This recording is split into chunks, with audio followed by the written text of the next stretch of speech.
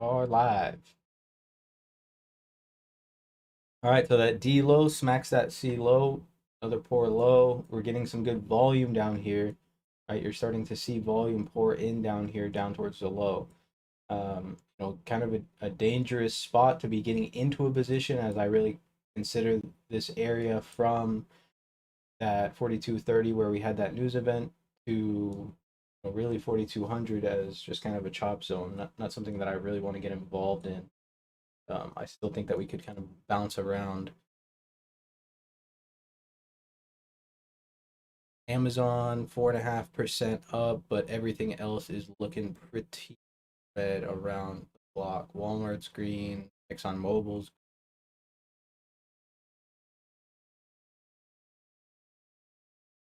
pretty much it. Really big names sticking out that are going to be green, that are looking green anyways. There's the extension, getting some more volume. Not as much volume came in as it did last time we broke, right? But just be patient here.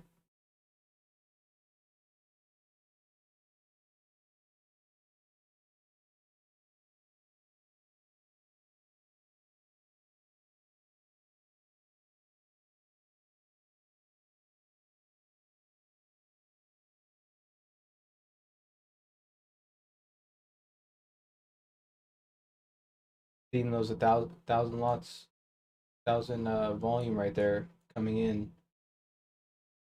We've got some people hitting the or hitting the bid, trying to push this thing lower. Some pretty big orders. Back it down a little.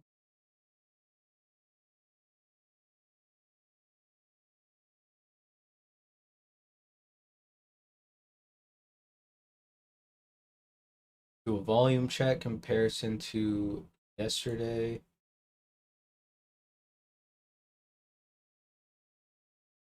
We're about 11% less volume than previous day.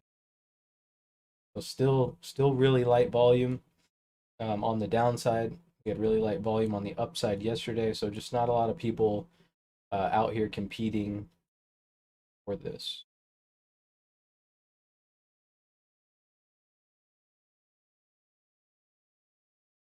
And take note here, guys, how this volume forms when we look at it.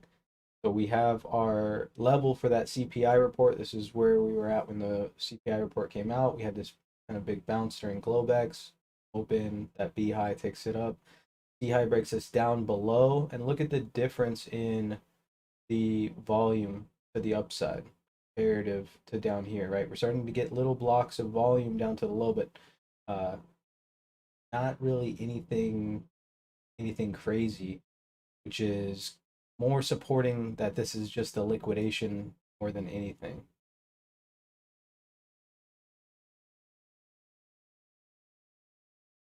We do have some single prints formed in C, and that kind of confirms our hypothesis. I didn't notice it right now. So that, yeah, so there's a little bit of liquidation here. If we start to see some volume pour in here down lower, then that's going to be a good sign of possible continuation. Today's a tough day though. It's really just hasn't decided what it wants to do. It looks like it tested the upside, it's testing the downside now, and it's really yet to make a full decision.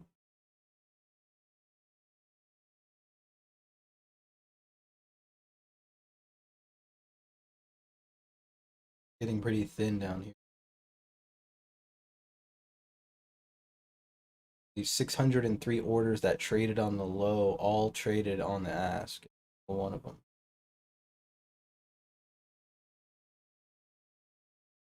Or all traded on the bid, I mean. Bid, my bad. On the bid.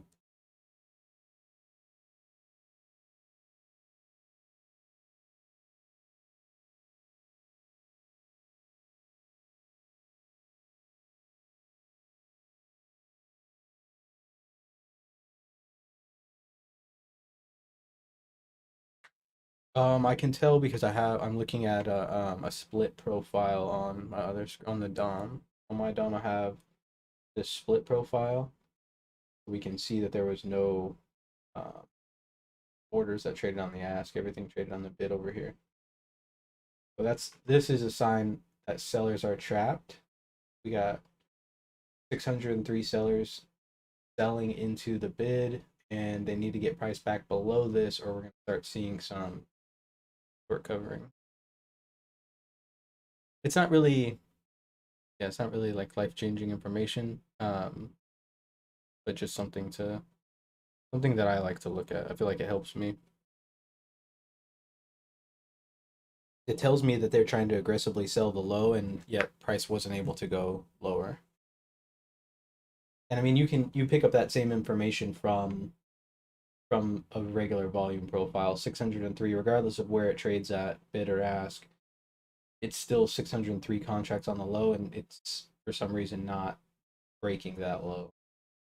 There's probably someone trying to absorb down here.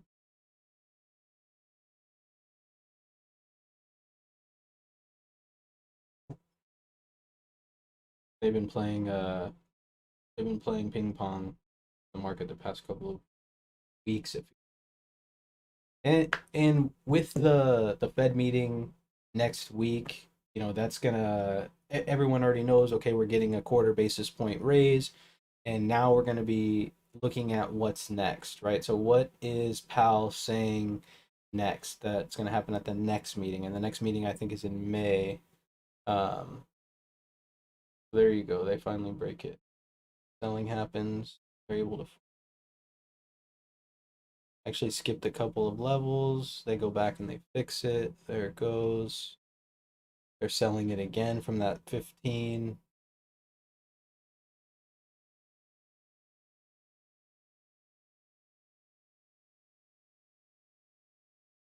More volume coming in down here.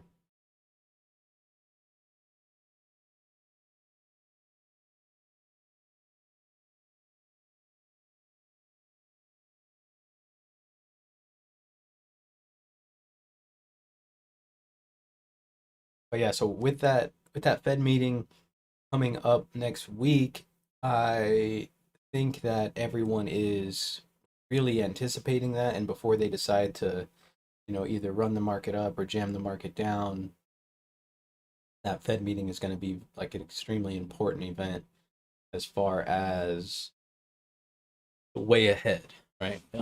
With all of the stuff going on, it really depends on what Powell starts talking about. You're seeing some big, well, that looked like short covering right there. So it's kind of showing us their hand right there. They're trying to take some profit here. But that's kind of telling us what we can expect throughout the rest of the year. You know what I mean? So if he gets on, he starts saying a bunch of hawkish stuff, saying, I know we've got the global conflict going on, but we also need our money because there's all these fake mustaches that they want to buy.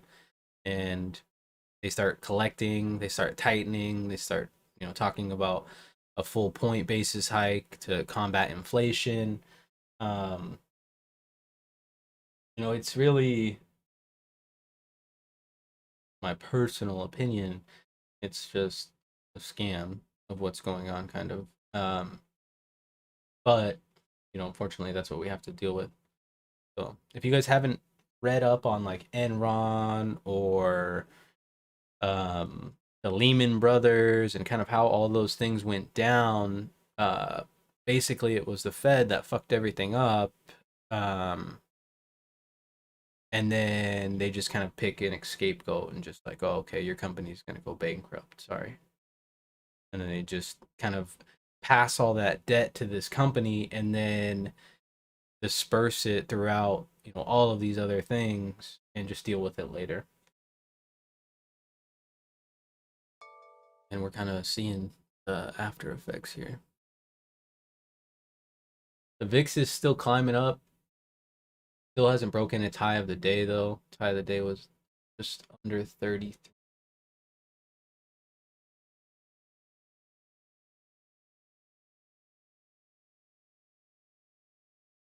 So on the bottom, you can see pretty good tapering, 82, 163, 503, 301, and then you get a big volume nodule on 42, 14, 1678. Oh, Lord Mac, thank you, man. Yeah, it's glad to be back. I had some health issues, but I'm now back to 100%, starting to Feel good. Y'all don't trust the government. But yeah, so if the next period is able to close this upper distribution, these single prints in C, D period is kind of showing us good excess, right? We're having what Peter Resnicek refers to as tapering here. We are getting some more volume down here, so it does seem like they still want to compete down here. Only thing that's going to really give me any life or any sign of buyers on the upside, so we should see some, if we get up here, some short covering here. If more buyers pile in, they'll bring price above that 30 and above the open. This is our level from the news event. We need to be above here to be getting long, right? You can take some fade longs, I'm sure, but up here you can be more confident in your longs. Would be up in below or up above yesterday's low as well, above the prior day low. But we are seeing some more volume come in down here, so the tough situation if they really want to force this. But I mean, it looks similar to the upside here, kind of just fizzled out, right? 37, 124, 12,000. Bottom 80, 60, 503, 31.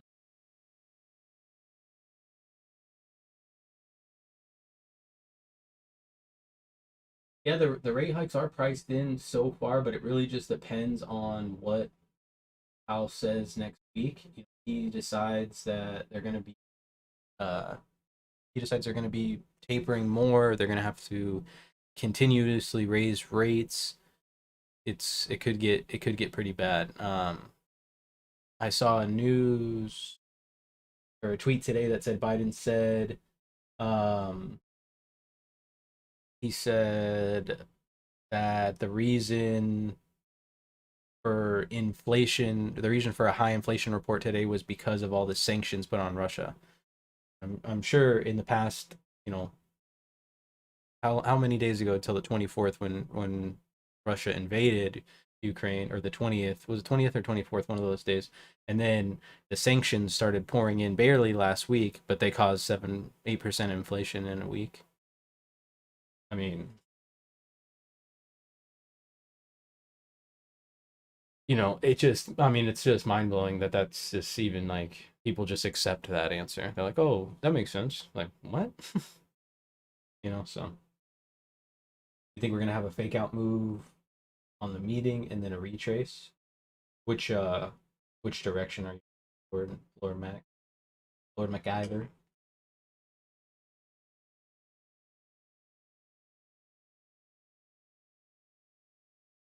Yeah, I'm telling you guys, if you guys drink coffee every day, this like frother thing that I got, so good.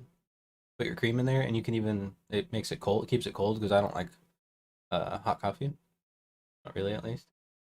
Put some creamer in there, and then turn that turn that bee on, and it like froths it up. Pour it in there. Nice. Daniel B.A., what's up, my man?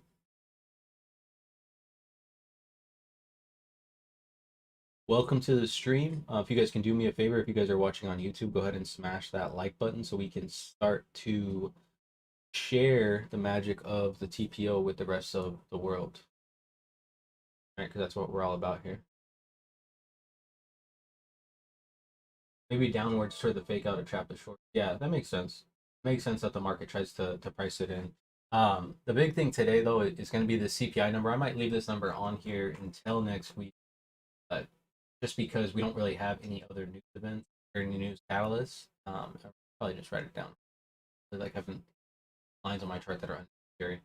And it's pretty much lining up with that prior day. But if we stay below this until that report comes out and that report shoots us above it, then yeah, I think that we could probably go into. There's a lot of retail getting short off that. There's a lot of the way that CPI is working. It's kind of a complex math problem based off of a bunch of different events, and it's not accurately articulated when it comes to, okay, inflation is 8%, it's the highest it's ever been in the entire history of the United States, right? Um, the way that it's put out is just inaccurate. So, like I say, just try to stay away from those numbers. The numbers, they mean literally nothing for people like yourselves and I. Um, Maybe if you've got a larger size account or you're hedging against the long term, then that inflation report is going to be important to you. But I mean, by this time already, you've already been covering some of those covering some of those long positions or hedging against some of those long positions that you're going to hold. So, oh yeah, Alex, yeah, my bad, dude. I completely, yeah. Let's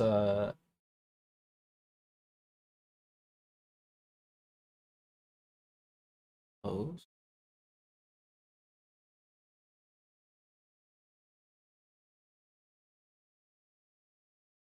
Okay, let me stop sharing and you share, and then come on the mic and hit us with that good stuff. All right. Hey, can you guys hear me? Yep. Okay. Let me turn off my speaker here. Let me do this. Hey guys, so I'm just going to go over a crypto trading strategy that I've been using. I've been sharing in the free section of the Trade Vets. Have any of you guys been looking at that at all? I have been watching it. Yeah. Okay. All right. So let's see here. How do I screen share? Is it already showing my screen? Mm-mm. No. Oh, View my video. Start video.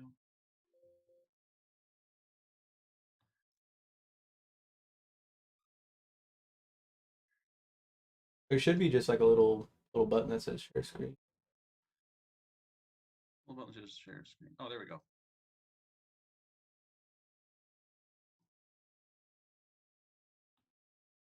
There we go. Now we can see it. All right. All right, so you can see my chart here. All right, so I'm just going to go over. I posted this for everyone to download, just kind of an outline of my strategy, what I do. And it's called this ABC strategy. I use it for day trades on altcoins. And just going to kind of go over this real quick and take any questions, look at live charts or whatever you guys want to do, but after you spend as much time as you want.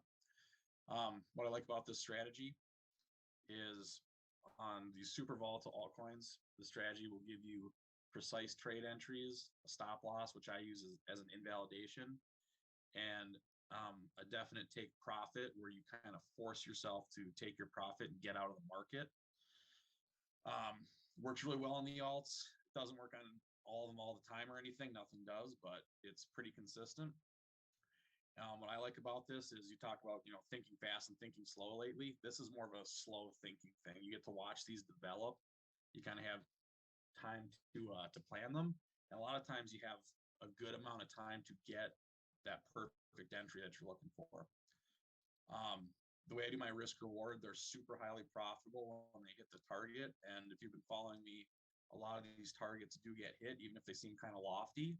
It's pretty common to hit, 15, 17% move. And I'm only using a 1% stop loss. So I get stopped out a fair amount, but works pretty well. Works longing and shorting.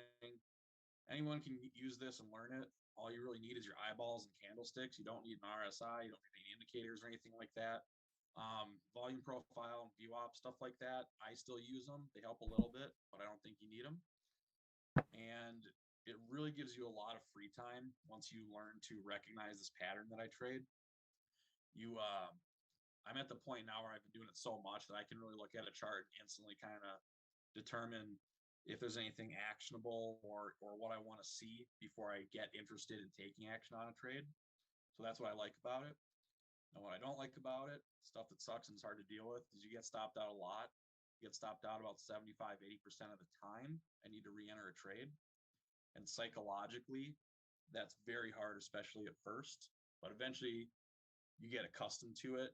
And part of the learning process with it for me was figuring out what's a proper trade size. And then you have to practice excellent risk management and self-control with this. Otherwise, you're going to wind up blowing your whole stack very quickly if you don't do it right.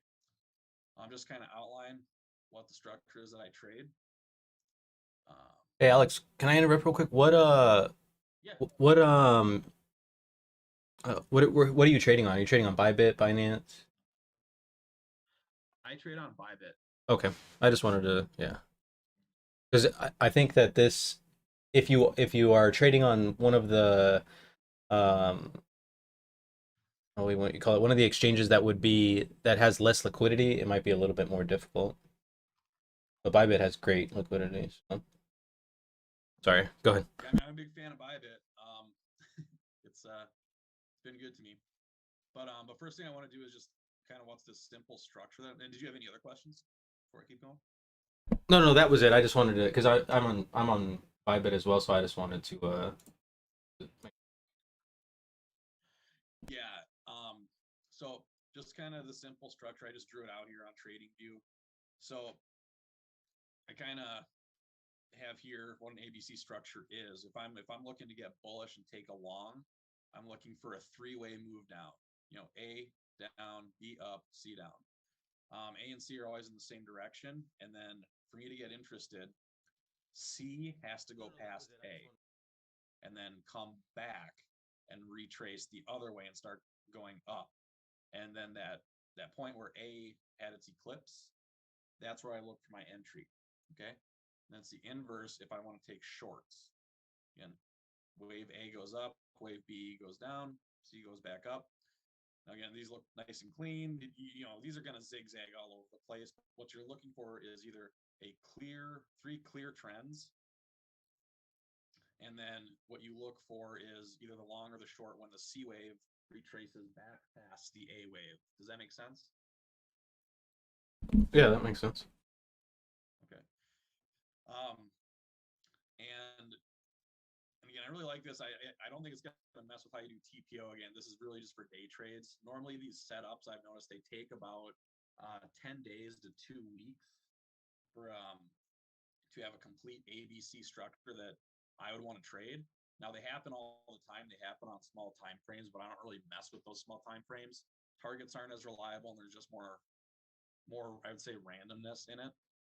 Now another thing too, on a lot of these setups, sometimes you'll have your ABC setup and then the C wave, the final wave where you're looking to potentially take a trade off of, it'll make its own ABC structure where you again have a clear downtrend, clear uptrend, and then a clear downtrend that goes past the original or the inverse. And once I show you a few of these, I think it'll be pretty easy to pick up. So again, for a valid entry, wave C has to go further than wave A and then retrace and go past A in the opposite direction. And what this signals to me is a possible trend reversal. I stick to the 30-minute. I think it works great because you get a lot of information, but you're not, you don't need to be on like a 1 or a 5. I won't fuck around with that. That's a little bit, it's just too short. And like I said, I like to trade on structures that have taken at least a full 5 days to complete. After I've been thinking about it, it's more like 10 to 14 days is about what I would say. And to get a good entry, because what you're looking for is a percentage retracement of the entire move. So you take the entire A wave, B wave, and C wave, and you measure that. And then I'm measuring a specific percentage retracement of the whole move. So if wave C just goes way past wave A, I wouldn't be interested at all unless the wave C also has its own AB structure where the A and the C are kind of close together. And I'll show you what I mean with that. Then as far as price targets, now these are reliable, but again, nothing works 100% of the time.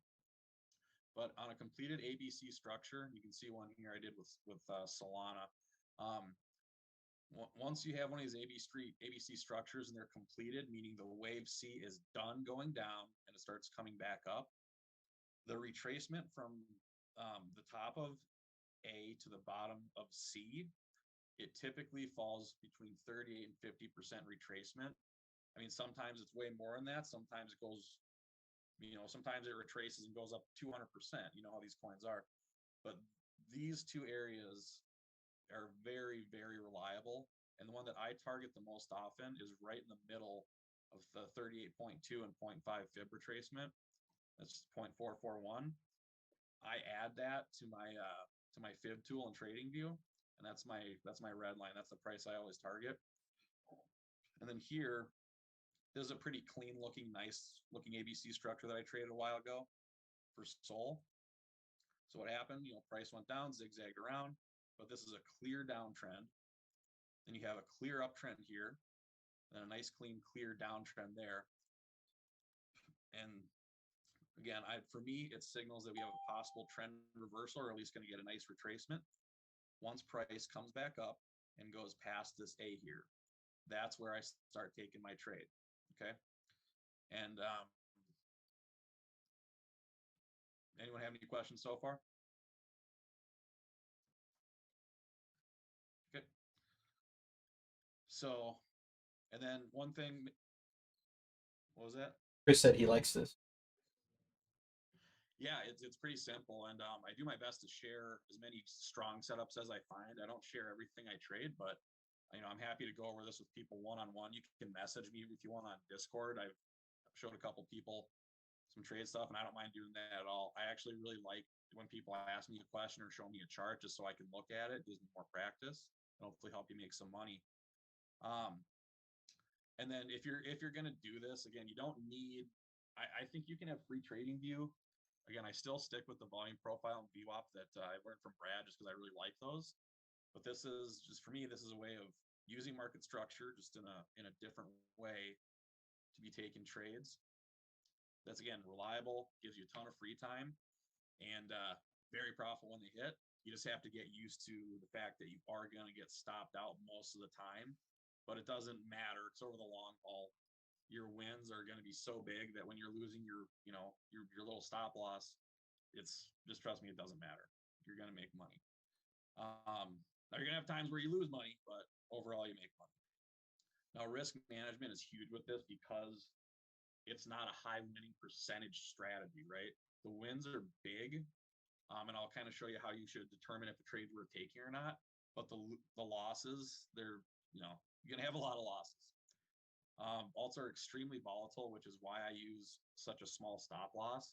Basically, if a trade doesn't go my way instantly, I'm just like, screw it, I'm out. If it goes my way again, I'll try again, but I just use a 1% stop loss. So sometimes you get wicked in and wicked out of a trade in a matter of seconds, and that's just part of it. Especially if you're working with these low liquidity altcoins, some of them just, they just zip around. Now, this is what I recommend for risk management. I've played around with all sorts of stuff. I've used 5x, 25x leverage. What I've found that just works well, has been the most profitable for me, is pretty simple. So first thing is, I personally never risk more than 1% of my account on a single trade. And a lot of times I'll only do a 0.5% risk. Okay. And I would say it's foolish to ever put more than 2.5% of your trading account at risk on any of these trades if you're going to do it like I do it with a 1% stop loss. Because again, you might get wicked in and wicked out of a trade that never works out. It might happen 5 times over the course of a couple hours. If you're doing 5% of your account each time or something like that, you're going to think, well, this is full of shit. This is a stupid strategy and there's no way this is ever going to work. So just use good risk management. I would recommend most people, if you want to try this, it depends on your account size too, but I would say 0.5% is a good place to start with what you risk. So for me, that would be, I use 10x leverage, hit the 10% stop loss button on Bybit. That's going to mean that price moves in 1% in the wrong direction, you get out, and then just figure out whatever 5% of your account is. That really puts you in a position where, it's not going to be devastating when you lose the trade, because you will lose trades. Now, sometimes I try to take multiple trades at the same time. I've decided that I'm never going to try and take more than 3 trades at once. It's a lot to manage because, again, you're getting stopped out a lot. And if the market goes against you, it can be, it can wind up hurting quite a bit. But again, I would just say, I just won't ever do more than 2.5%. Now, everyone's goals are kind of different. If you have a pretty sizable account, like if you're trading with 50 or 100,000 bucks, you might even do less than 0.5%. You might do 0.25%. That way your losses are small, but you can still get big wins. So again, this is my maximum exposure that I'll ever do on one of these trades, no matter what. I've done bigger and it just it doesn't feel good when you lose. But I use 10x leverage. It's 10% of my account, 10% stop loss. That means if I lose 1% of my account. And then I set my take profit at the 0.441 fib pull, sometimes at the 0.382. These are just, these are just where these tend to start turning around, right?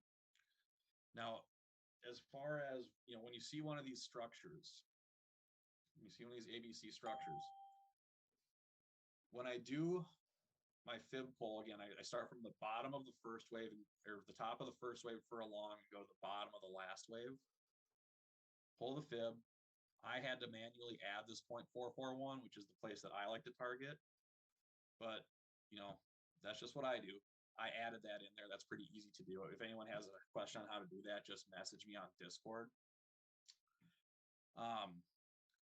Now, one thing that I'll do, I'm sorry, I got sidetracked there. I'll take out the measuring tool and I'll just see, okay, so I've got my structure that I like here, and I'm planning my trade once price is kind of down in this region here, right? It's gone past the A. Eventually, it's probably going to go back the other way too. If it never does, hey, just never take a trade. I take a trade if and only if price comes past here and then comes back the other way up. What I'll do is I'll see, okay, if I measure from the bottom of A, pull out the measuring tool, go to the 0.441, I need to see that it's at least a 10% move for it to be worth my time. I don't want to mess with a 9% or 8% move most of the time. The only way I'll do it is if it's been a really sideways market and there just hasn't been any opportunities. But I really like to see at least 10% move from the entry until the target, okay? And that's not asking a lot, especially out of altcoins. I mean, in any given day, these things usually rip 10, 15, 20% within the course of just a single day. Keep in mind there's going to be slippage and market fees when you do this. What I do is once price goes down and I see it start coming back up, I'll place a conditional order. That's how I get in. That way I make sure that I get in at the perfect point there. I need to be pretty precise with this. If I miss my entry by even a little bit, like 0.5%, there's no way I'm going to take it. All right. And I usually won't even take it if I miss the entry at all. I want the entry to be exact, right? Dealing with a 1% stop loss, I don't really have a lot of room for mistakes or margin of error. Let me jump in real quick. Got a couple questions. When you get stopped out, do you jump right back in the trade? Yep, absolutely. Okay, and then do you consider fees in your 1% stop loss? Crypto are kind of large. Yeah, I put that in here. I mean, with slippage, you're going to get bad fills constantly when you do this because that's just the way the market orders work. They're going to give you the worst fill they can. So when I do a 1% max risk, again, that's 10x leverage, 10% of the account, 10% stop loss. It's more like, it adds like 10 to 15% fees and stuff like that. So I'm not trying to do, no, I don't calculate like 0.88 or anything like that. I just do the 10, 10, 10. It's just easy. Alex, I got a question. You said when you get stopped out, you get right back in the trade. You don't instantly get right back in the trade. You just set up another conditional order so that if it comes back up, that's exactly okay. That's exactly right. And because you never know. Sometimes this works so awesome. Sometimes, and this happens kind of a lot, but sometimes you won't even get stopped out once, even with what seems like that tiny stop loss. Sometimes you won't take any heat at all. The price will eventually work its way to your target. You'll hit it. But I've posted ones on here where I think my worst one that I actually won. One time I got stopped out on something like 10 times for a 14% move. And that's a nightmare. It happens though. Sometimes the price will just consolidate right where your entry is. And that's the worst thing that can happen if it consolidates around, especially if it's a super volatile alt that just pops up and down a lot. It'll happen though, but I'd say the average, like I said, is 75 to 80% of the time you get stopped out on these. But these targets, the 382 and the 0.441 retracements, they get hit consistently. Again, it's not going to happen every time. Sometimes it'll go way past that and you could have made way more money. But I just like this method because you force yourself to get paid, which I know is something that a lot of people in crypto, especially, they never pay themselves. So It's a shame. it gets you in, it gets you a nice profit. You get something sweet like a 12, 15% move, get out of the market, you're paid, you can move on to the next thing. And that's kind of everything I need for a trade. Again, it gives me an exact entry. It gives me an invalidation that I'm comfortable with where I lose a little bit, but it's not going to ruin my psychology. And it gives me a point where I got a reliable take profit that gets hit a lot.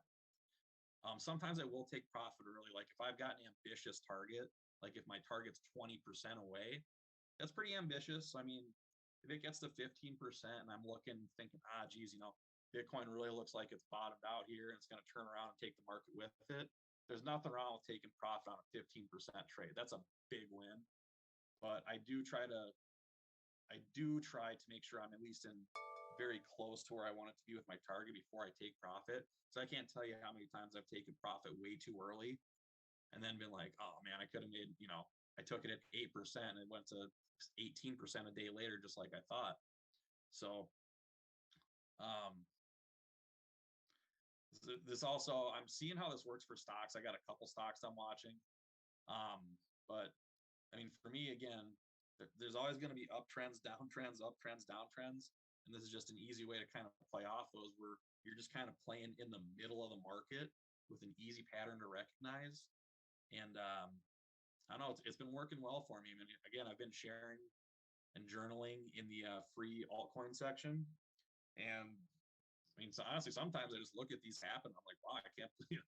This is nuts. This really just happens all the time. And no one really talks about this kind of trading, or you can't even Google the 0.441 fib. I mean, no one even uses that, but it just seems to work on a lot of these altcoins. It doesn't work on XRP. It's a piece of shit, but pretty much everything else it works. He's been doing this for, I mean, at least posting all these trades since about January. At least that's as far back as I've been watching them. And they've been working great, man. Awesome. Yeah. So I'll show up just a couple recent ones that I did here. This one I was kind of like, holy shit, this is ridiculous. I can't believe that worked. But so this is just a screenshot of what I had. I've been watching Luna a lot. I've noticed that Luna's kind of leading the market before other coins follow. This was just a couple days ago. It was a Sunday and I had stuff to do, but I was just journaling, anticipating reversal at $75.63. And then I put, where I would go long, which is 80, it was roughly 80.50. I had this ABC structure here. Boom, boom, boom. Well, if we go take a look at Luna, let me figure this out here.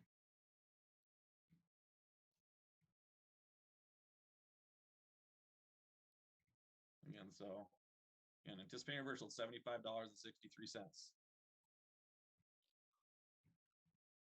Where did it reverse? Pretty darn close. Doesn't get $5.60. Nice.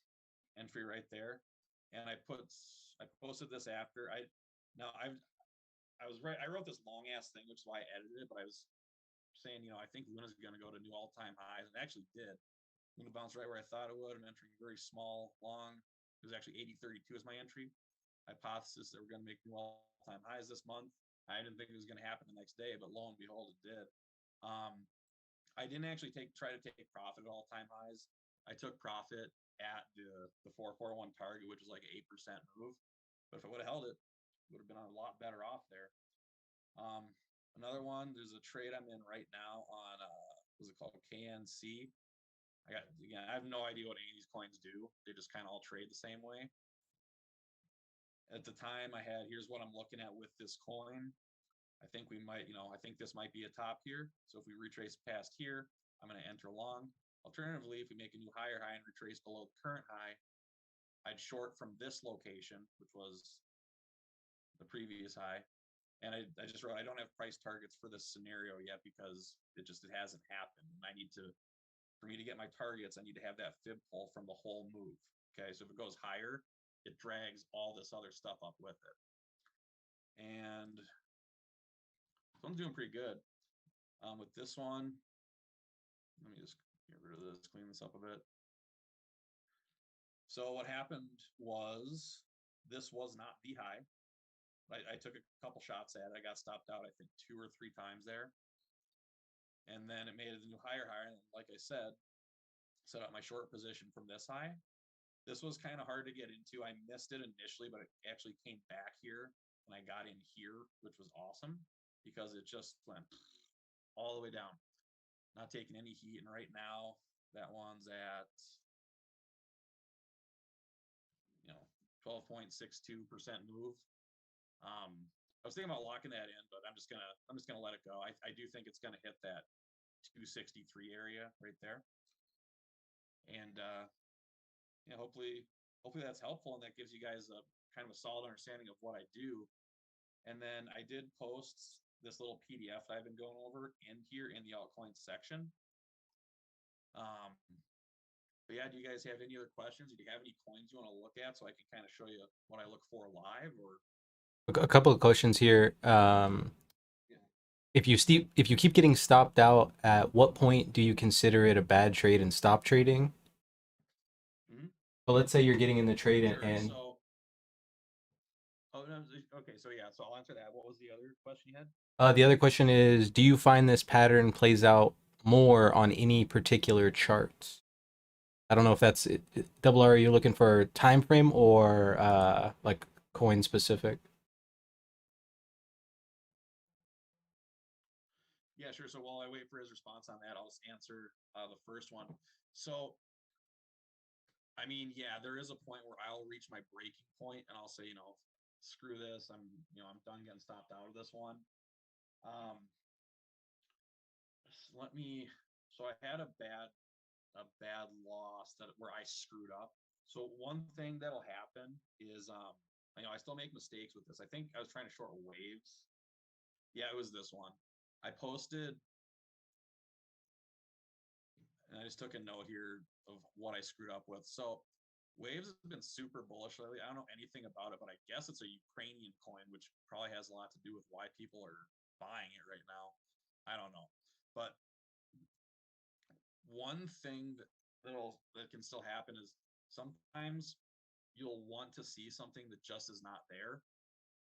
And this that I marked in red is something that I thought was my pattern, but it just wasn't. I'm just going to move this over. I was looking for the ABC pattern where you have a clear uptrend, clear downtrend, and a clear uptrend. And what I really had was I had a clear uptrend, consolidation, continuation of an uptrend, and then more consolidation. So this one is a trade that I was trying to take over and over again. I think I got stopped out like 7 or 8 times. And I'm like, okay, what's going on here? I mean, sometimes it just won't work, but this one I saw, you know what? I'm really trying to see something that just isn't there. There's no clear downtrend here at all. It's just bouncing around. You continue to bounce around for quite a while. But I mean, I don't have a specific number. It doesn't happen very often that you get stopped out over 5 times, which getting stopped out 5 times is still frustrating. But then when you hit, a 12, 15, 20% move, you're like, oh, whatever. Just do it. I'll do that 10 times out of 10. Yeah, definitely.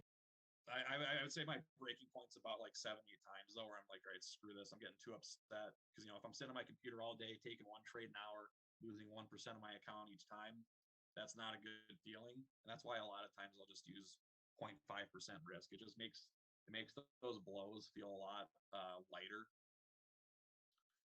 And there was a question about, do I notice this pattern play out more on certain charts? Clarification on that. Time frames, or like I think you said 30-minute was the one you stick to the most. I stick to the 30. I would say between 15 minutes and an hour. I mean, if you look at, anything under 15 minutes to me is just a trash time frame, unless, for this way of trading, just because, there's so much going on. Those patterns are in there. Boom, A, B, C. You're not going to get any sort of retreat, anything on it, but 30, 1 hour, 15. I'd just stick with 30, honestly. It's what you guys look at all day anyways. So keep it simple. Stick with 30. Yeah, and I think the 30-minute will probably help you drown out some of those fake signals as well. And with the low liquidity, I mean, I would call it low, but like just the fills that we get on Bybit on the 1-minute chart, you're going to end up getting that stop loss a lot more often. You don't do this on the 1-minute chart. 30-minute chart. Just don't trust me on that. Don't do it on the 1 minute. Use a 30-minute chart. It works. It gives you, I like it because it gives you information on what's happening on the big time frame and on the little time frame.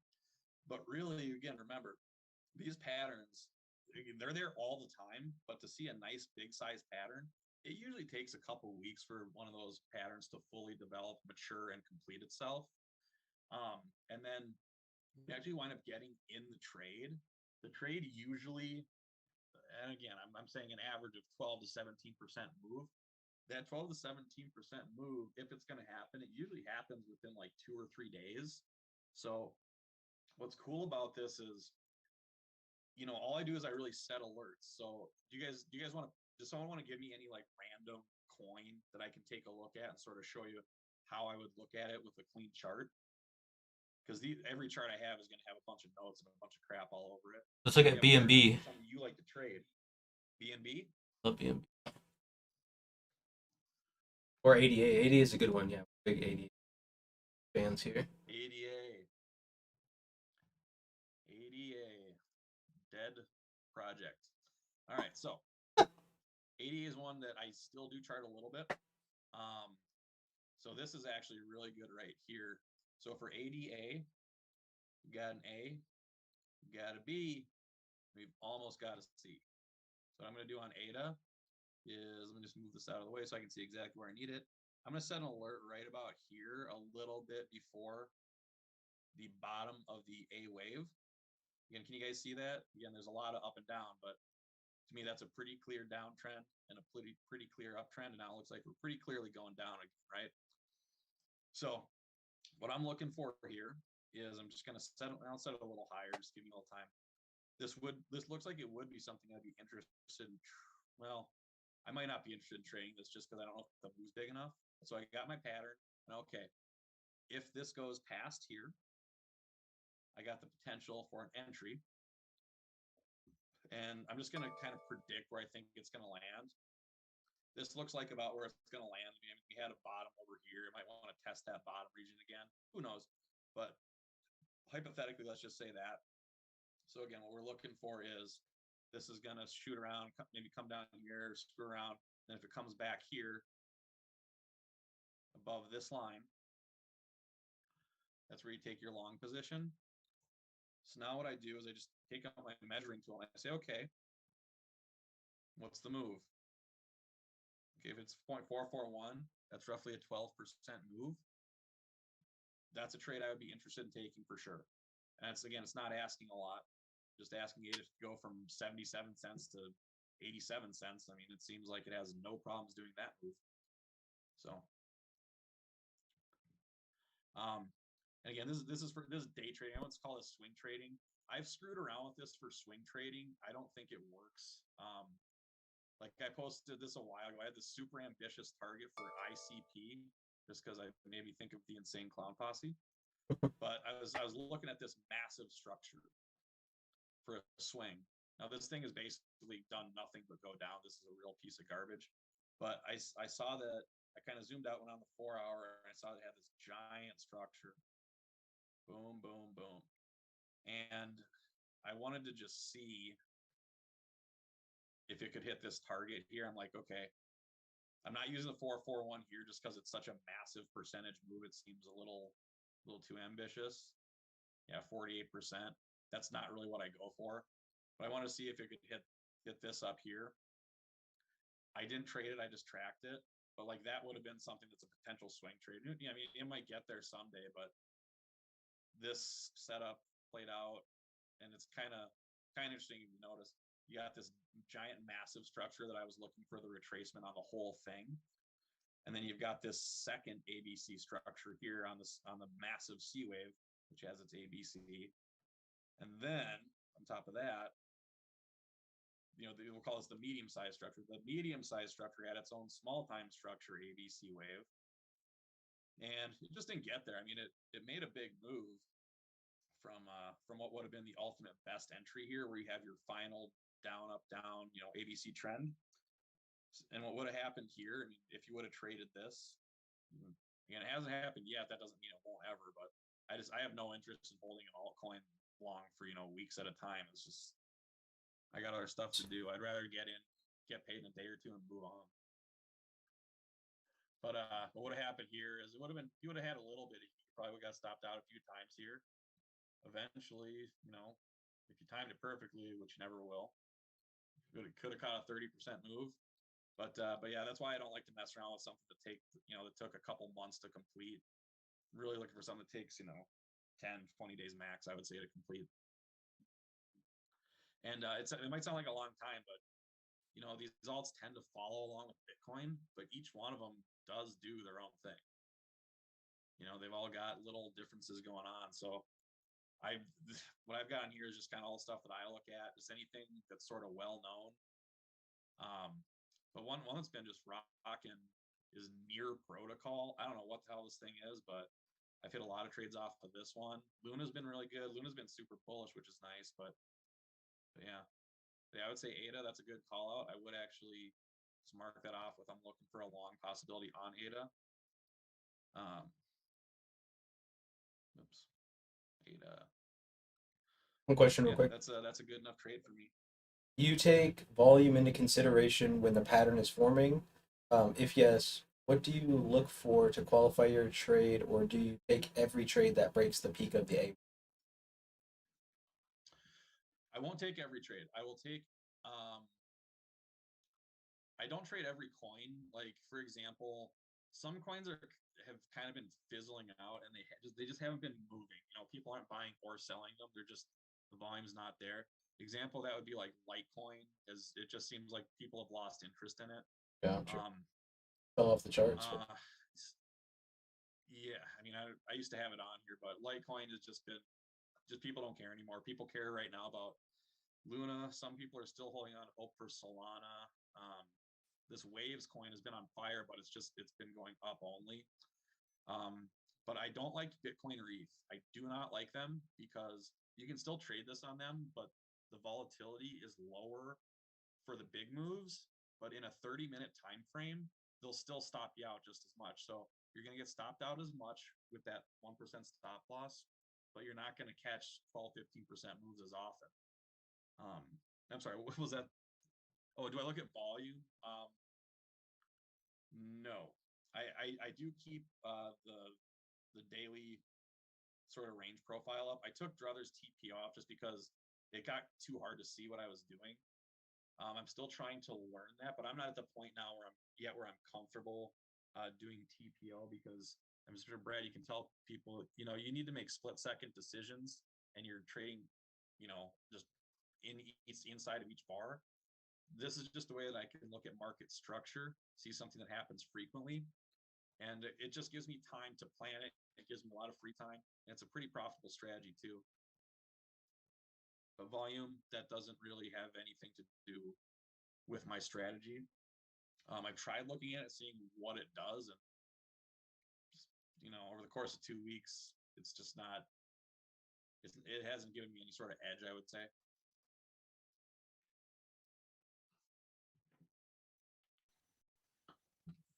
Can you say something? Alex, say something. Hello? Can you hear me? You'll be able to hear. Yeah, he's there. Hang on. Okay. So we can hear him in the Zoom, but I think they were having trouble hearing him on YouTube. My bad, guys. I just fixed it right now. I wasn't getting any chats through the Streamlabs, and I just looked on YouTube. About. Sorry, YouTube. A great thing, guys, too, that I want to add is inside the Discord. You guys have. I mean, he's been posting this for over 3 months now, pretty much.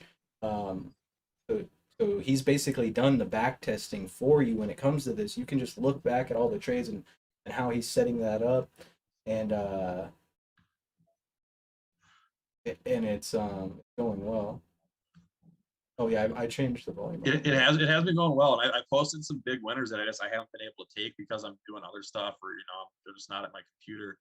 But yeah, it's reliable. But and it's very profitable, and again, I just like this too because I don't have to hodl anything. I hated hodling. I had a very bad experience with it. I got in way later than I wanted to because I was refinancing my house, and so I couldn't I couldn't just go throw 50 grand into different coins, and I had to wait like 6 months because my mortgage company was trash. So I had to get in like pretty late. I got in February of 21, and that was pretty close to that when things started to stop going up and they just started going sideways and down. So I like this because I can just trade it with Tether. It gives me a lot of coins I can trade. I would say that when you're looking at something to trade to, let me pull over my Bybit window real quick. I can kind of scout for stuff. Like I was scouting this Ream coin. This one kind of interests me too because boom. No, that color is terrible, but can you guys see how it's kind of has this big uptrend, then a big clear downtrend? Now it's back in an uptrend. So if it has and then it has, if you zoom in a little more, this has the same thing going on with it, up, down, up. So I may get interested in taking a short trade if this continues up and goes past this little point here. But what I'd really be interested in is taking the big trade, because this thing ripped from $3 to double basically. So if I catch, the retracement on this, like let's say it stops up here, there's potential to catch, 20% move there, 21%. And to the downside, they tend to happen pretty fast. But what I'll do also is they're adding new junk every day onto Bybit, and like Binance I know has 1 million coins too. What I can kind of do is you just go in here and say, okay, what's moved a lot lately? What's had a big move? Let's just start with that. So I'll kind of just go through and take a look at different coins they have, and I'll say, all right, well, this one, let me see if I can change the color here. Oh, here we go. So this one, boom, boom, looking for it to go down here, come back up. If it gets back above this, let's see, is that something I would be interested in? And I just kind of guess where I think it might stop. Yeah, I might be able to catch a 17% move on this one. So, I mean, you can, but again, what is this? Dusk? Never heard of it. 24-hour turnaround, $400,000. I might not want to trade that just because, again, that's very low liquidity, but these altcoins, they rip. And the way I do this, again, you do get stopped out a fair amount, probably more than you're used to or would ever want. Believe me, I don't want to get stopped out 80% of the time, but it works. It's profitable. If you want to try trading the strategy, again, I do put what I feel are strong setups in Discord. And then, I still get surprised, but a lot of times a day or two after I post them, I'm posting, boom, target hit, and I show a picture of it. You can go back and check it too. I mean, it's real, it works. And again, I just like this so much because you might still look at what I have on my chart here and say, this looks like a lot of mess. I'm really not using that much stuff. I'm using the candlesticks. I don't need the VP-SV or the VWAP. I don't really need that, but I just have it because the VWAP especially might tell me, hey, maybe you should hold off on this trade. Like if a trade is just consolidating around the VWAP and it's not, not the strongest structure, not the best risk reward ratio, I might just, you know what, I'm going to skip on this one and wait for a better one. So I do use those a little bit, but again, all I need is my eyeballs. And then I'm just breaking down the market structure into something very simple: a clear uptrend, a clear downtrend, and another clear uptrend that went past the first one. Again, on Kansas Cancy, this is one that, again, I'm sitting in it right now, and it's, you know, it's doing okay. It's profitable. The entry was up here off of this top, and you know, this one I didn't catch the initial move. I caught the second move. Glad I did. And it's already at a point where, you know, it's over 10% profit. I know for sure there'd be nothing wrong. I would feel totally fine placing a stop loss at this point, maybe at like 10% or something, walking away. But I think it's got a little more juice to go down. So I'm just gonna hold it. And actually thinking about it, I probably will place that stop loss at 10% eventually. What is your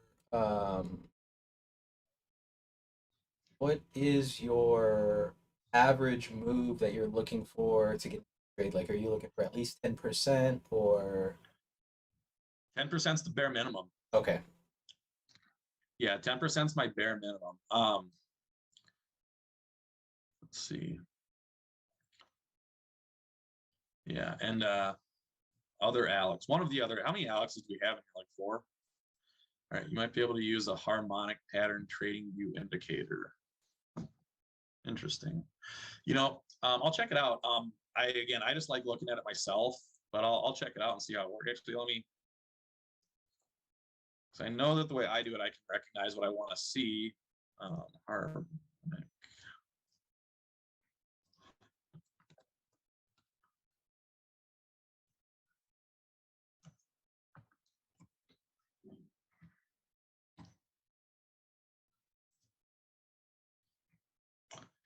Butterfly.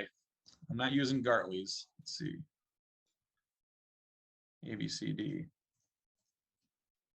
There you go. It used to be more sophisticated before he made this premium one. I talked to what's his name, Lonesome something. That's the creator of this indicator. He gave me a week-long test on his premium one. It's $160 for the premium one, but it's pretty cool. But there you go, ABCD. Yeah, yeah. I mean, this is an ABC pattern. This is one. I mean, I would not have any interest in trading one that's this small. I mean, maybe it would be. Yeah, you just change your time frame to maybe day. Yeah. Day. Well, day is kind of a lot, and I can't see. I need a little bit more detail than what's available on the day. I also need a little bit more detail than what's on the 4-hour. Yeah. Well, that would just be to give you an alert. So you set this alert. Yeah, yeah. So 20 or 30 coins. Or something like that. Yeah.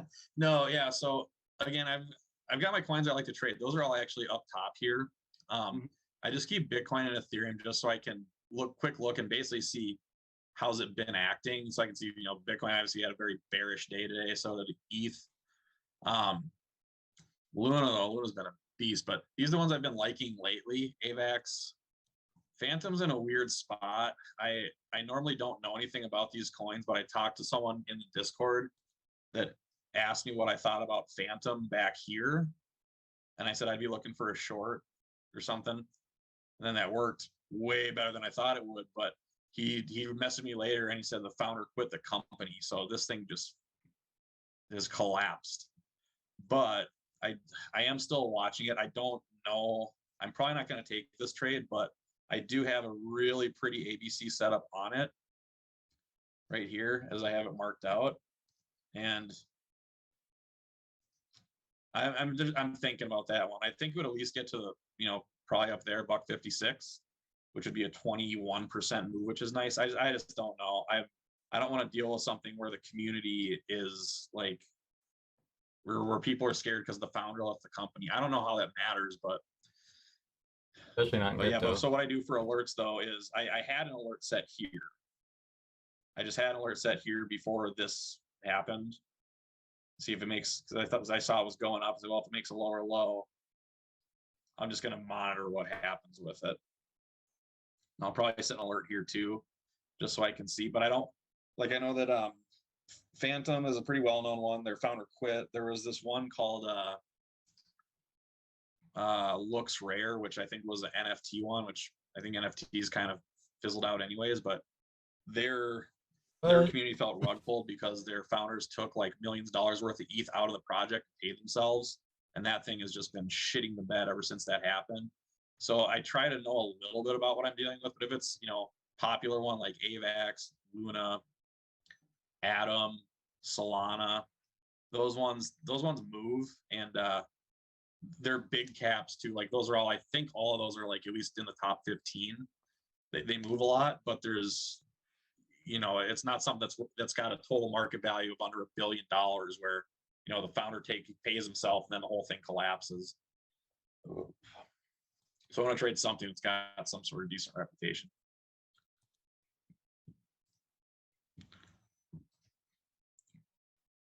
yeah, so it sounds like some of the, you know, the really important things here that Alex is talking about is that risk management. So if you're gonna start using his strategy, you've got to understand that, like, all the work that he's putting into it. You know, he's looking at a lot of things, trying to find the right setup, and staying patient, and then exercising, you know, extremely good risk management to make these trades. So, you know, if you make one of the trades and it doesn't work, don't send him a message saying, "Hey, that doesn't work," right? I mean, he's been doing it for a minute, so you gotta understand. Yeah, absolutely. I mean, yeah. Go ahead. Go ahead. Yeah, risk management is super. It's always important, but it's especially important with altcoins and using this strategy. If you even consider trading this strategy or taking any of the trades that I post, you really want to ask yourself before you set a conditional order, before you get on Bybit, say, let's go. You got to ask yourself, I'm probably going to get stopped out of this trade 3 or 4 times. I need to make sure I'm using an amount of money that I'm okay losing 4 times in a row. Because if you're using half your account, 10x leverage and losing 5% each time, you're done. You're not gonna want to try and stick with this. And it might hit the 5th time, and then you're like, holy shit, you know, I was down for a while, but now I've added 40% to my account today. I wouldn't do it. It's gonna wreck your psychology. And this is, again, it's very profitable, so it's tempting. Like, again, like with this Luna one, I was just like, oh, shit, I was right. I should have gone on there. Well, I'm not always right, you know. It's just this one just worked out perfect. But you know, sometimes I'm just wrong. Sometimes it'll get to my entry, consolidate for a while, and that's terrible. If it goes up here and consolidates, again, stopped out. That's the worst case scenario. What I wanted to do is either get on board with my idea and rip, and then get my take profit at the 0.441, my weird number that just works, or I just want it to fall apart and go far away from my entry. I don't want it to consolidate. It happens, and it still works sometimes, but if it consolidates then goes against you, it still stings.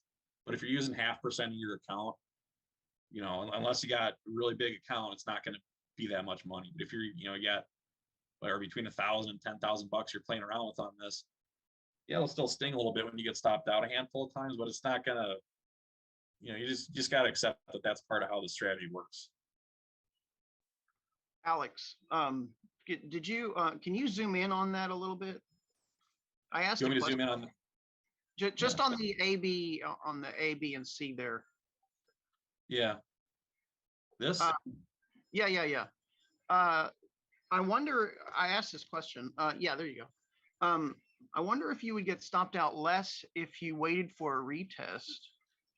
There, so you've got your C there. So it breaks A. Mm-hmm. Break A. Yeah, so this is the entry. So you're asking me, would I get stopped out less if I waited it for it to come above? Well, that wasn't your, that's not your, that's not C, is it? C is to the right. I mean, as soon as this candle went past this candle, see this, how this was your bottom. Now you got a lower bottom. You can technically start entering here. I will tell you this though, I don't like to enter on the first candle after it happens. I like to, that's gotten me in some hot water. I like to try and let it play out a little bit. So like my first entry on this, I can't remember because this is on a weekend. I know I got stopped out on this at least once, but this this probably would have been where I would have started actually entering. Okay. This just the first candle, because it'll bounce around. Usually, if you try and enter on the first candle, you're just going to get stopped out a few times because the candle will bounce around there.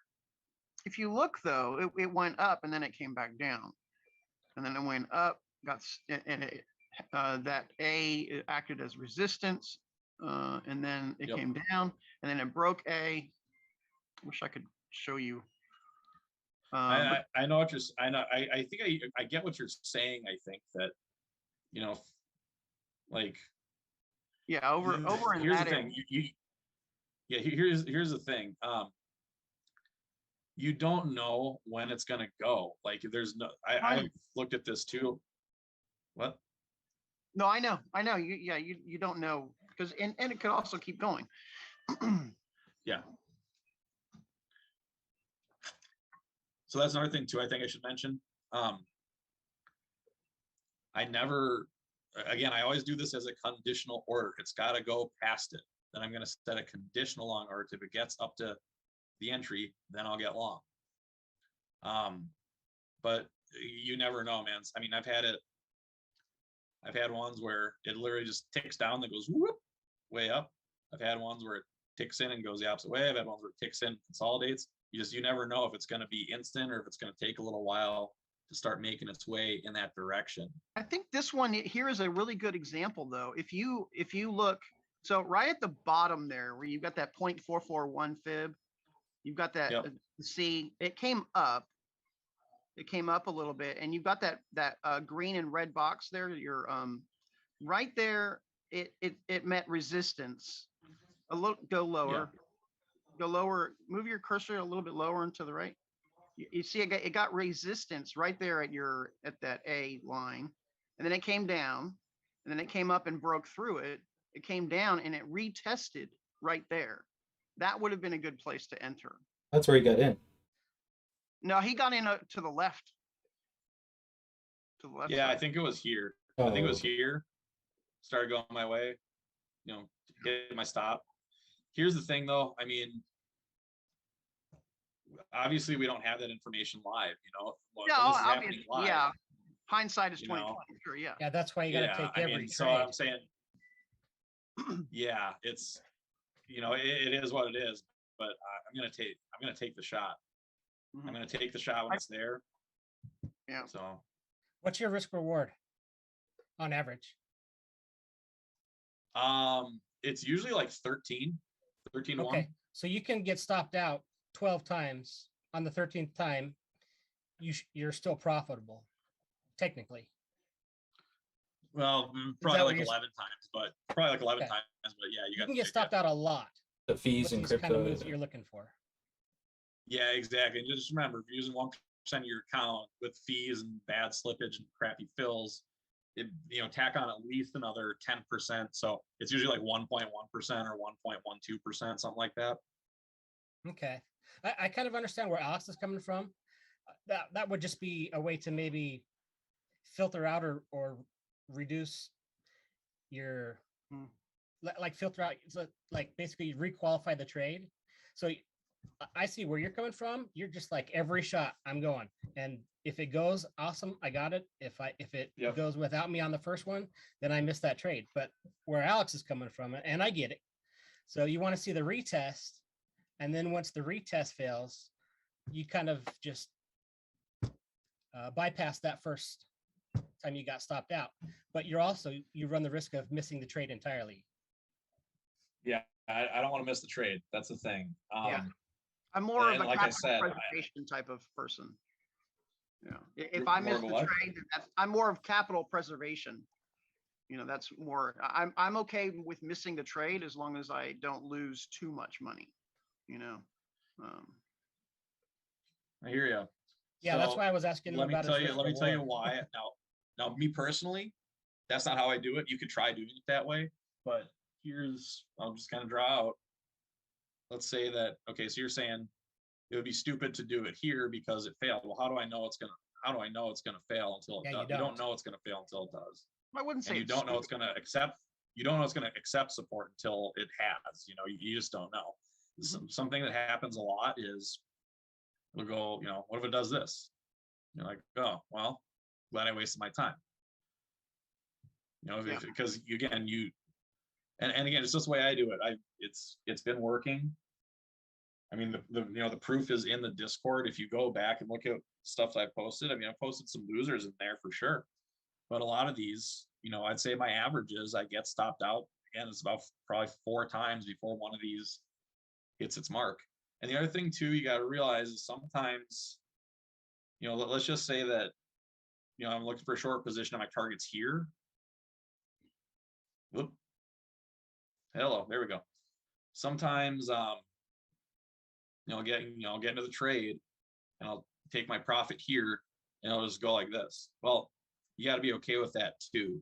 Again, one of the hard things about trading crypto is like, when do I pay myself? Well, you pay yourself when it hits your target. You force yourself to get paid. I don't really care if I hit a 13-14% move and it moves down another 20%. I'll say, oh, like, you know, good for Luna, you fell apart. But I just don't care. I don't care if I didn't catch the entire move. I'm trying to catch a part of the move and pay myself. I love that statement. Favorites. Yep. Yeah, I'm just playing in the middle of these ranges, looking for this pattern that, and again, I know that if you haven't seen this before, once you start looking for this, I just like this because honestly, man, I feel like Brad, I know that you trade all the time. I feel like this is something that you can easily just add as something you kind of do on the side, and you don't have to spend you don't have to spend much time doing it. I know you got your iPad with you all the time. You can kind of take these setups if you want, you know, set alerts to where these setups would, you know, make sense to be taken, measure it, make sure it's got at least a 10 to 1 risk to reward ratio. You just set it, forget it. You might have to enter a few times, but you just set it, put your iPad down, go play with your kids, go get yourself a donut, whatever. And a lot of times I do that. I have so much free time doing this that, you know, I'm trying to play Elden Ring. It's fucking hard though. Oh, that game is tough. Yeah. Well, you know, actually, well, because I've been tracking your posts for a while, and a lot of times what I do, you know how much I love balance zones. So when you post a new coin, I just zoom out on the chart, find me some balance zones, and when that pullback and like your predicted entry is in that balance zone, you know, I love I've taken a couple of probably I don't know about the exact same trades, and I'm not really using that the same like risk to reward trade that you're using, but I have been, you know, using your, I guess I'm not really using your strategy, but using your coin tracking. Like when you are posting coins, I'm like, all right, that's what I'm gonna pay attention to, because like you said, like it's been working out really well. It really has, and so I just kind of look at it on the TPO and then try to find myself some balance and a good entry. And yeah, it's been, I mean, I think working great. Yeah, I mean, it's not the best trading strategy in the world. I'm not the best trader in the world, but I mean, I just feel like all you need is your eyeballs, good risk management, and you can make this work. And you don't need, you know, you don't need a lot of stuff on your chart either. You just have to know how to do a proper fib pull. So again, if anyone doesn't know or doesn't use this, if I'm looking for a short position, I pull the fib from bottom to top. Okay. And again, that's how, I mean, this was a sick call on Luna that I made. It's going to reverse its, you know, 75.63. It was right freaking there. But even though I was right on that, I didn't set an order or anything. I'm just like, okay, cool. Hey, it did reverse there. Great. Now let's see what's next. Well, what's next is I want to follow all of my rules, you know, wait for it to come past the A wave, and I could start taking shots at a long position. And even if I would have got in this one at the worst time, now, again, I posed this too. My hypothesis was that Luna's been really strong. I thought I was going to make a new all-time high, and it did. This red line, this is the old all-time high. Not very impressive, but it did make a new all-time high. I paid myself somewhere in here where it had this pullback, because this was somewhere in there was where my target was. And I was thinking about, oh, I should just hold it. I should just hold it. Yeah, I got paid like right there. It wasn't the best risk reward ratio, but originally I felt like, oh, you know, I'm gonna ride this thing up. I just took a small win there, and it's like, cool, got it. But oh, it would have been nice if I held that. Hindsight's always 2020 though. But these small Yeah. wins, like, I mean, well, I wouldn't even consider most of your wins small because most of them are over 10%. But even then, all this stuff is going to add up. So regardless if you're trading an account that has, $100,000 in it or $1,000 in it, there's the opportunities there. Yeah, and so another thing I really like about this strategy is it's got all the rules. I put all the rules in the PDF there that you need to trade it. I do think, the 10%, 10x leverage, I'm comfortable with that. That might not be for everybody, but and it's just based on math, the 10, 10, 10, it just makes the math super easy, so let's just say you got $1,000. This is going to be how a typical trade plays out, right? Let's say you do your 1% risk, and you got your fees and your slippage. So you're going to lose about another 11%. So let's say start $1,000, you get stopped out 1, 2, 3, 4, 5, 6 times. A little bit worse than average. Then you hit your win, and it's 12%. You're up 4.5. You're up 4.8%. One trade. Next trade. Yep. Next trade, you get stopped out 5 times. 1, 2, 3, 4, 5. Oh, now you're down from what you were, but your next trade, up 13%. 2 trades, and you've added 12% to your account. Well, not 2 trades, it's like a dozen trades, but you know what I mean. 2 of these positions, and it's been working pretty well. Now, again, I've got a lot of coins I watch here. I don't trade all of them that actively, but I just kind of put the ones that I use more often up at the top. And what I do with these is I'll mark it green if I know that I'm looking for long positions, and I'll mark it red if I know that I'm looking for short positions. And I set alerts, so I'll just pull up something I haven't looked at in a while. Gala, who cares? So Gala, let's clean it up. What do you use to help you determine what coins you're looking at? Do you look at volume? Like if it's traded quite a bit? Yeah, so let me, a sec.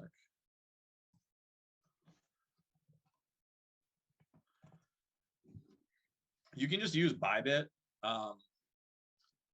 and you can use it, and you can sort them by like percentage gain or loss in the last 24 hours. But I'm pretty familiar with all these. I mean, I'm pretty familiar with the top 20 to 50 coins. I know what they are. So you can just use CoinGecko and just see, okay, what do people actually own and what do people actually trade? So I like to stay in the top 20. Okay. And that's really just it. Now there's some on here that I absolutely hate. I think XRP is horrible.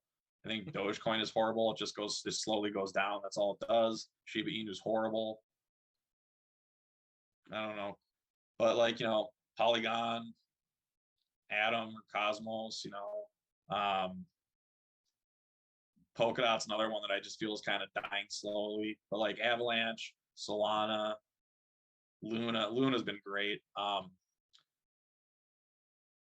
And then every once in a while, I'll just find some gem in there just by seeing what's been going up or down a lot lately. Remember Decentraland and Sandbox a while ago? They were super hot when Facebook changed its name to Metaverse or whatever. So it just depends. If I'm hearing about something, if I'm start hearing about a coin, I might start tracking it. But I mean, you got so many options. There's probably ones that are awesome that I don't even know about to trade, and that's fine. I got the ones on here. These are the ones I track. There's no real method to that.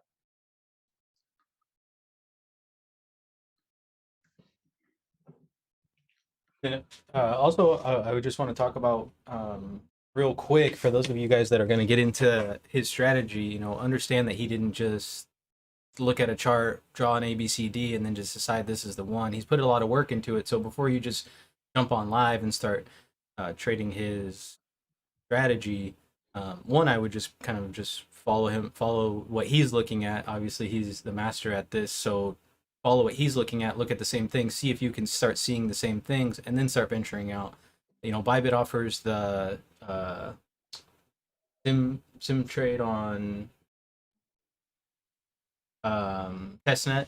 So Yeah, they have a test net. They have a yeah, test net. you can get a test net and test it out, and it has the fees and all that crap in there. So it can really, it can really, if you use it properly, a sim account can be beneficial. So that's what I would recommend first. That way you can get an idea of, what you want to risk for your account, right? Because Alex's account size is going to be different than your account. So his 10x, maybe you want to go, maybe you want to do 0.5% on 5x, whatever it is.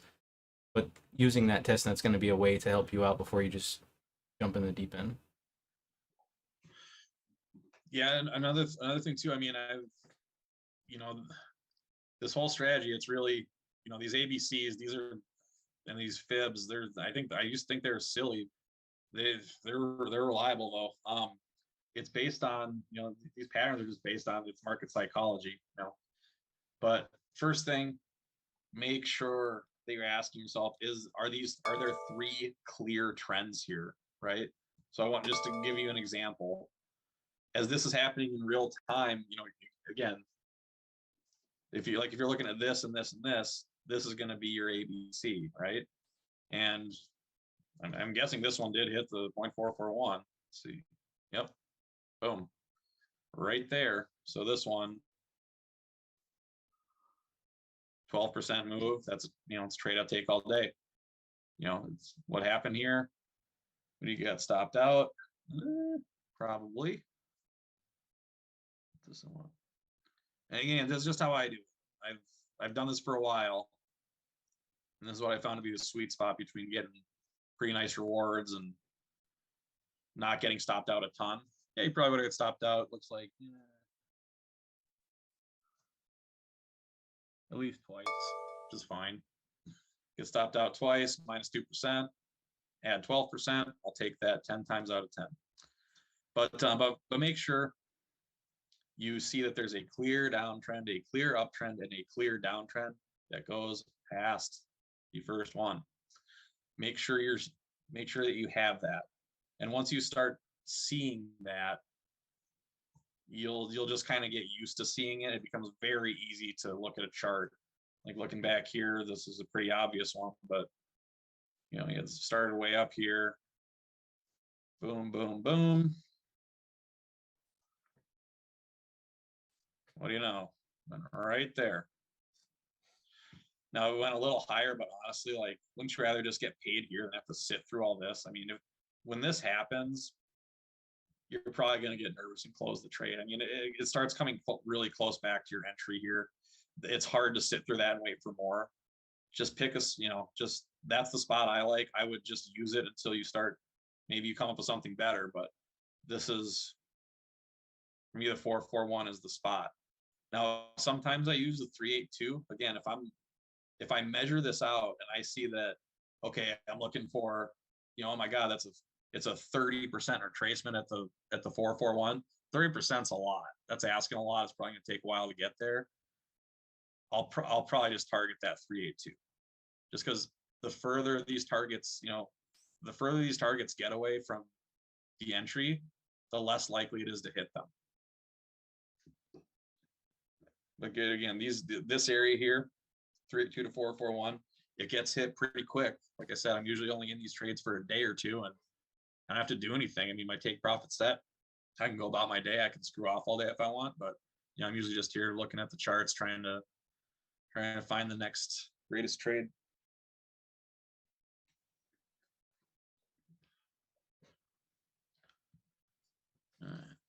I really appreciate you sharing. Alex, where's your the PDF? Where's that located at in the Discord? Sure. So go to the trade bets, the white one. Yep. Scroll down to the altcoin section. Okay. It's right there.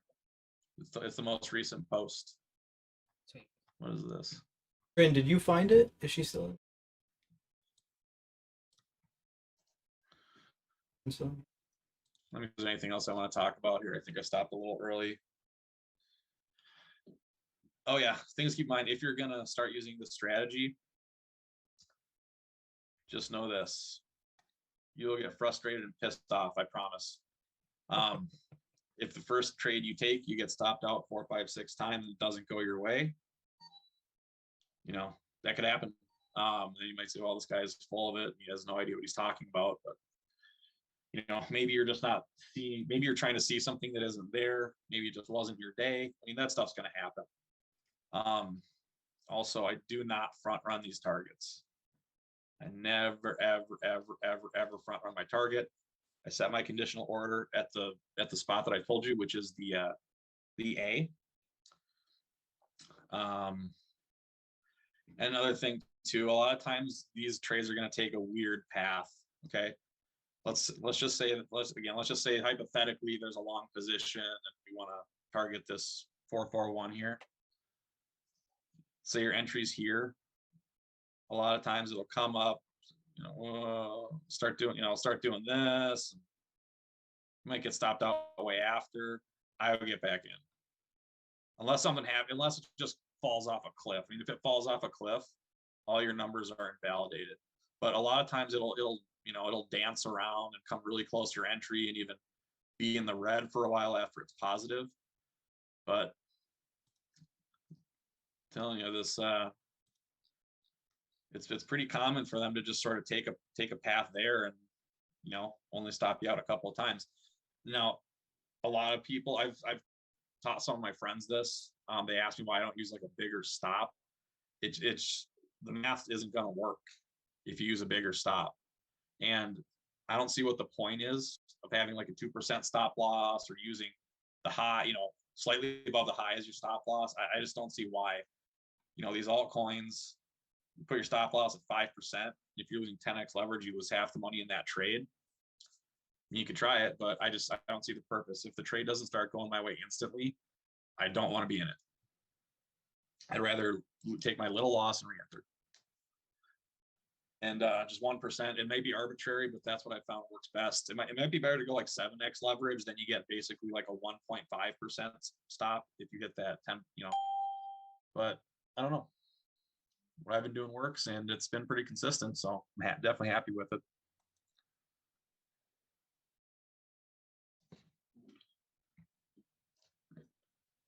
Any other questions?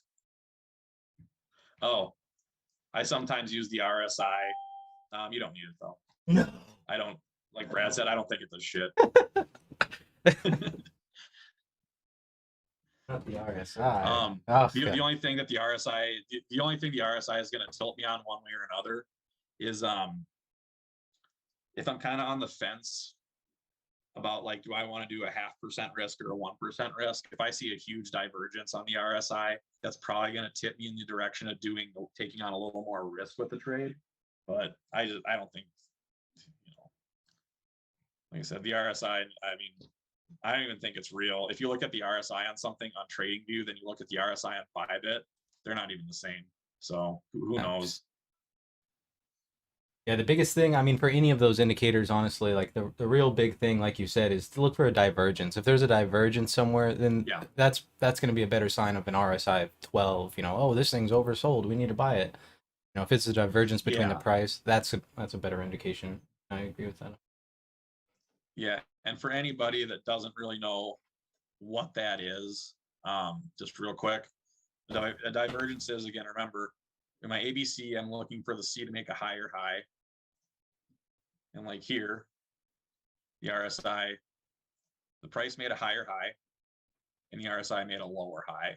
So that tipped me to a 1% risk trade as opposed to a 0.5% risk trade. Again, it's just overbought, oversold. That doesn't really do anything for me. I'm just looking for the divergence. And I use the RSI. I put my setting for RSI at 28 just because I think with 14, which is the default, every move looks like it's so dramatic, and this just sort of de-exaggerates it a bit. What that does is it makes the RSI look back at the previous 28 candles to find its level instead of the previous 14. You can use any number you want. I know people that use like 125. I just think like 125 looks terrible.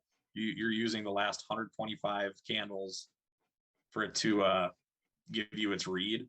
And I don't know. I decided to use 28. That's why I like. I think 14 is not. It doesn't do much for me.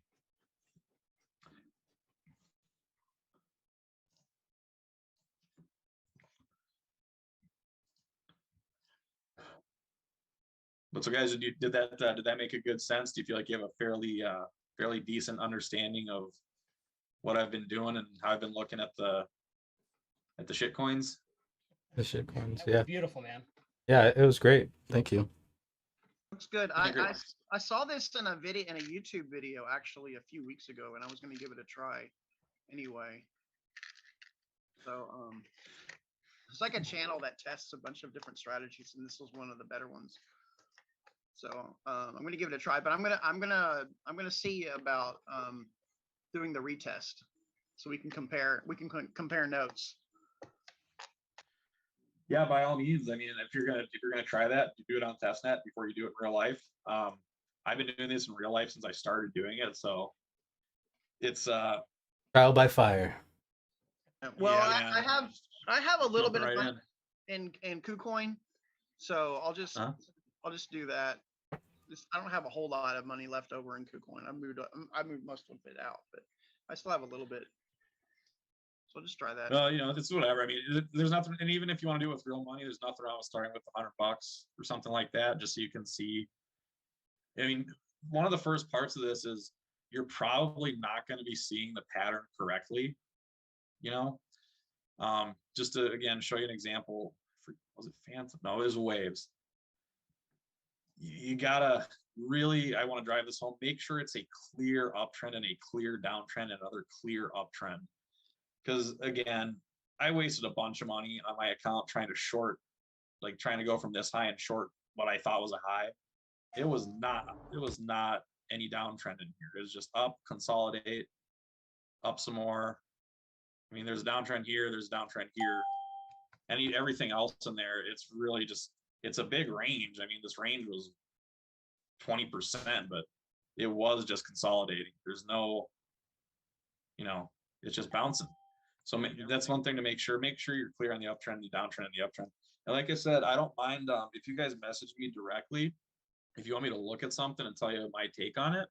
I'm not always going to be right, but I've got a lot of practice with this. Just hit me up in Discord. I'm Leatherface in there. And Leatherface Crypto. You can just send me a direct message. Yeah, Mr. Leatherface. You can just send me a direct message if you feel like it, and I'll probably get back to you pretty quick. And best thing to do, if you can send me a clean chart if you want, or if you want to try and put the pattern on there, ask me what I think, and I'll kind of tell you if it looks like a good trade or a bad trade. It takes me literally, if you send me just a clean chart like this is all I'm going to do. I'm just going to go, okay, well, boom, boom, boom. And then then I'm going to take out my tool, do this.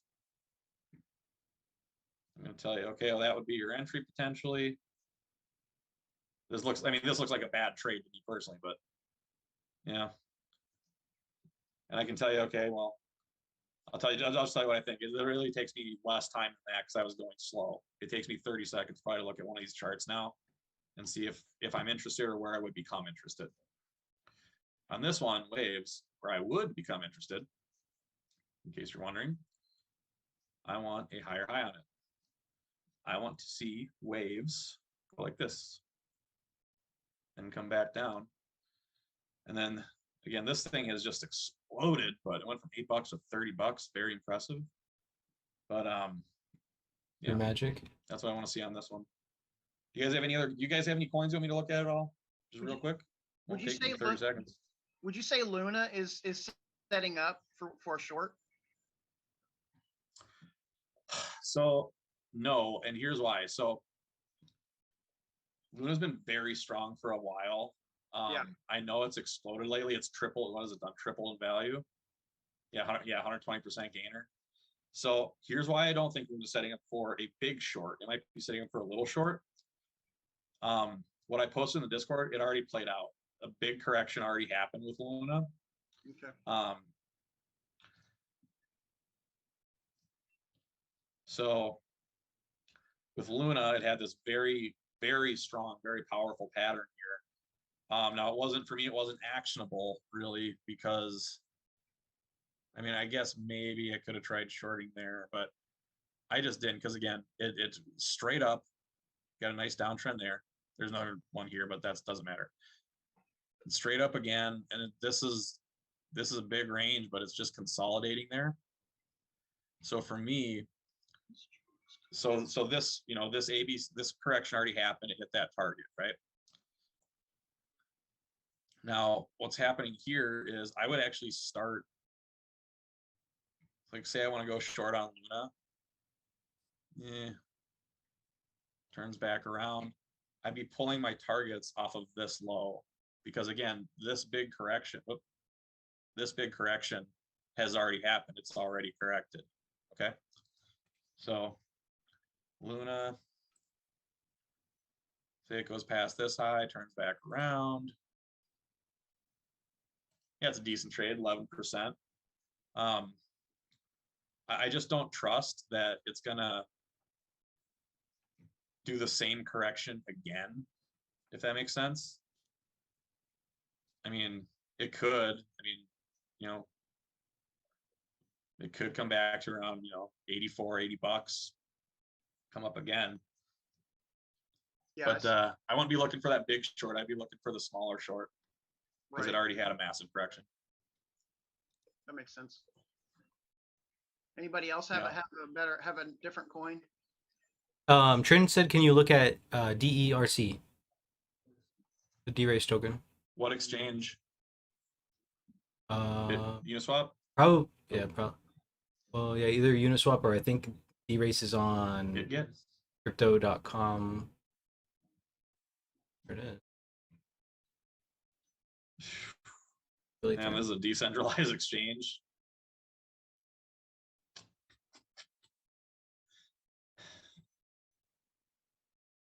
Yeah, I had a nice Very run bad. up for a while. Yeah, very bad. Let me try a different exchange. I mean, to me, it just looks dead. It looks like a pump and dump. Yeah, I haven't really seen doesn't help. these horses. Yeah. Oh, D-Race. Okay. Yeah, D-Race. D-Race.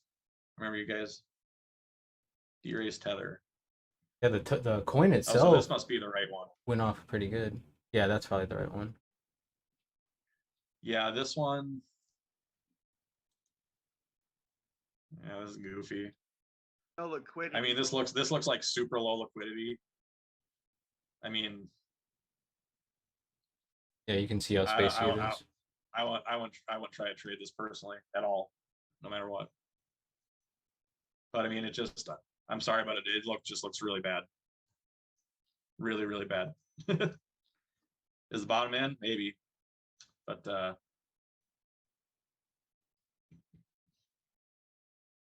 any other coins? Yeah, I just don't have anything actionable on this one for me and my style. But I don't know. How about CRO token? When is it gonna go to 1,000? Oh yeah.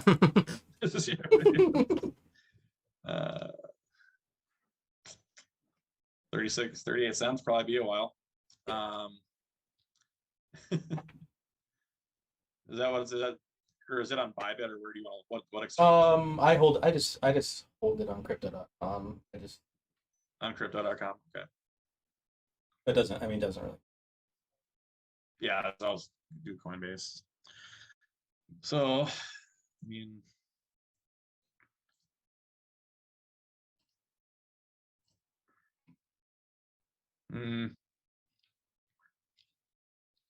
yeah, that's a 4 hour. Let me zoom in a little bit. Well, so far, I mean, 32 was a bottom. I guess you're hodling it. I mean, I would say if it did something like this, pardon me, came back above. This is why I don't like hodling. But if you did something like this and it came back above, I mean, it might hit 42 cents. You know, maybe. What is CRO? Is that one that people like actually? CRO token is just the coin that crypto.com uses. The only reason I got it because if you stake it, you can get all that free shit. So that's why I got it and staked it. We get like Netflix, Spotify, Disney, all kinds of other bullshit. that I would pay for anyways. And then Oh, a big thing for me with the CRO coin, it might be a scam, it definitely might be, but they bought the Staples Center. And I mean, the Staples Center has been oh, the nice. Staples Center for a long time. And then if you watch the Super Bowl, all those fucking commercials, they've even got LeBron James on there making crypto.com commercials. So it's basically just their token.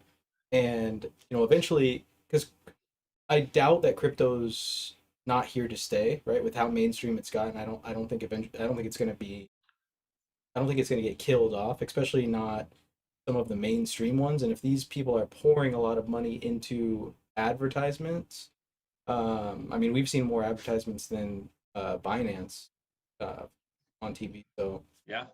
could be. I, I mean, I just hold it forever. I feel like if it goes to zero, it goes to zero. So so is it like Binance where it's a coin, it's an exchange, and it's also like a platform? Because I know that like I think you can build shit on Binance too. Does anyone know if that's true? I don't know a lot about these coins. Like is Binance a platform like Ethereum where you can build Yeah, something on? smart chain, yeah. And I think CRO Okay. is doing that too. And they're trying to get into DeFi as well. They're trying to a lot of stuff. Okay. They have a debit card. So when you stake a certain amount of money, you get a debit card. So if you stake $400, which I did, I have the red card. I guess Brad, you have the green card or something. Yeah, I have one. I mean, I can't remember. It wasn't. There's You like, mentioned that you there's get one debit that's like, card. yeah, there's one that Yeah. gives you like, yeah, there's like a medium one, and then there's another one that's like 100,000. I have the one. Yeah. Yeah, they go in like 400. So it's like $400, $4,000, 40,000, and $400,000, something like that. Yeah. But you get Mm-hmm. like 2% back or something like that for using their card. 3%. Yeah. Well, you do. We get I 3%, get yeah. Oh, yeah. okay, The okay. higher up you go, the better your rewards are. Yeah. But I like the Coinbase card anyway because you get 4% off just flat, and you don't have to stake anything. Yeah. Yeah. Hey, give me 30 seconds, okay? Yeah, for sure. Me too.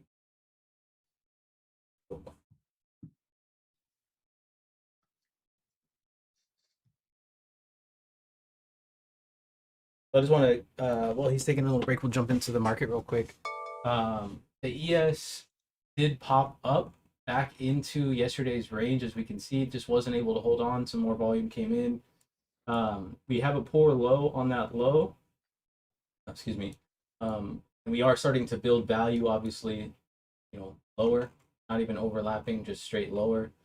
So opened up on a gap, fixed the gap, and then now we're continuing lower. This is kind of the key right here. Nice flip zone. This is the good part about getting up at 5:30 in the morning is using this as your spot. Okay, if I'm below this, I want to be looking for shorts. If I get above it, I'm going to be looking for longs. So for right now, I don't think we want to be getting in any long positions until we're able to climb above basically yesterday's lower, above this 4230 level, and start to build some more value up there, because that could project or push this value up higher.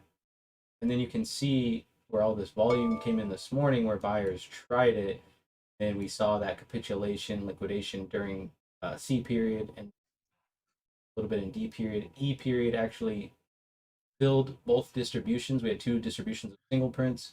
F period kept short covering, and then we're right back kind of where we're at. So not really a trade here. We get a little bit lower, you should see some support around this 42. You saw some people start to basically just cover shorts as we were getting close to support. Smart, right? They're selling into strength.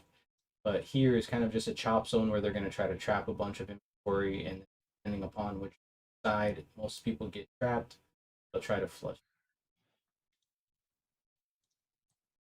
I mean, the Bitcoin's not really doing it. It's still hanging out above our entry from yesterday. So that's good news. It's hanging out on the top of balance. All right. You guys know I love balance.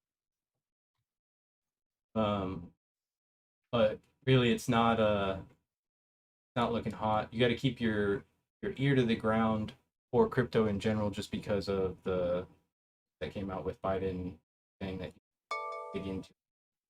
And unfortunately, I'm sure there is a lot of people using it for the wrong reasons. Right, that's kind of why I've been saying the whole time about NFTs is people that own them for the most part are rich people. Yeah, some people have got lucky, but the reason they got lucky is because a rich person sold an NFT in the same brand as them, and it went up big time. If you guys are looking for something like that, I know LeBron James just just started an NFT. I can't remember what it's called, but he's basically NFTing like his rookie card and some other shit that is only for rich people. Um, think about it like art, right? Who owns like art? Rich people, right? Because it's a way to uh, not pay taxes. I'm not knocking it at all because you guys know how I feel about taxes as well, but you got to be careful when you get into that realm. And really, with the ES just building value lower, it doesn't look good. Still, the volume though, volume here. Volume is still down about 13%. Website here. We've just been slowly open really low, but just kind of been steadily about 12-ish% lower than yesterday as we just kind of bleed out here is kind of what this downside is kind of turning into, more of a bleed out than downside. Trin, were you able to get in there? For some reason I don't see you. I'll post it in the green Discord. Okay, yeah, if you could, that'd be awesome. I'll just do it in the, let's see. I'll put it in the general chat. Perfect. Yeah, and I'm trying to eventually just, mash these together, but not really sure how to go about it without because there's a lot of people in that other Discord that, they probably do look at his stuff, they're not really active, and so I don't want to just kind of cut them off from everything. I just clean up a lot of the channels in there and just get rid of a lot of the channels. Right. All right, I just uploaded it to the whatever you want to call it, The boot the camp TPO Discord. Yeah. The big boy Discord.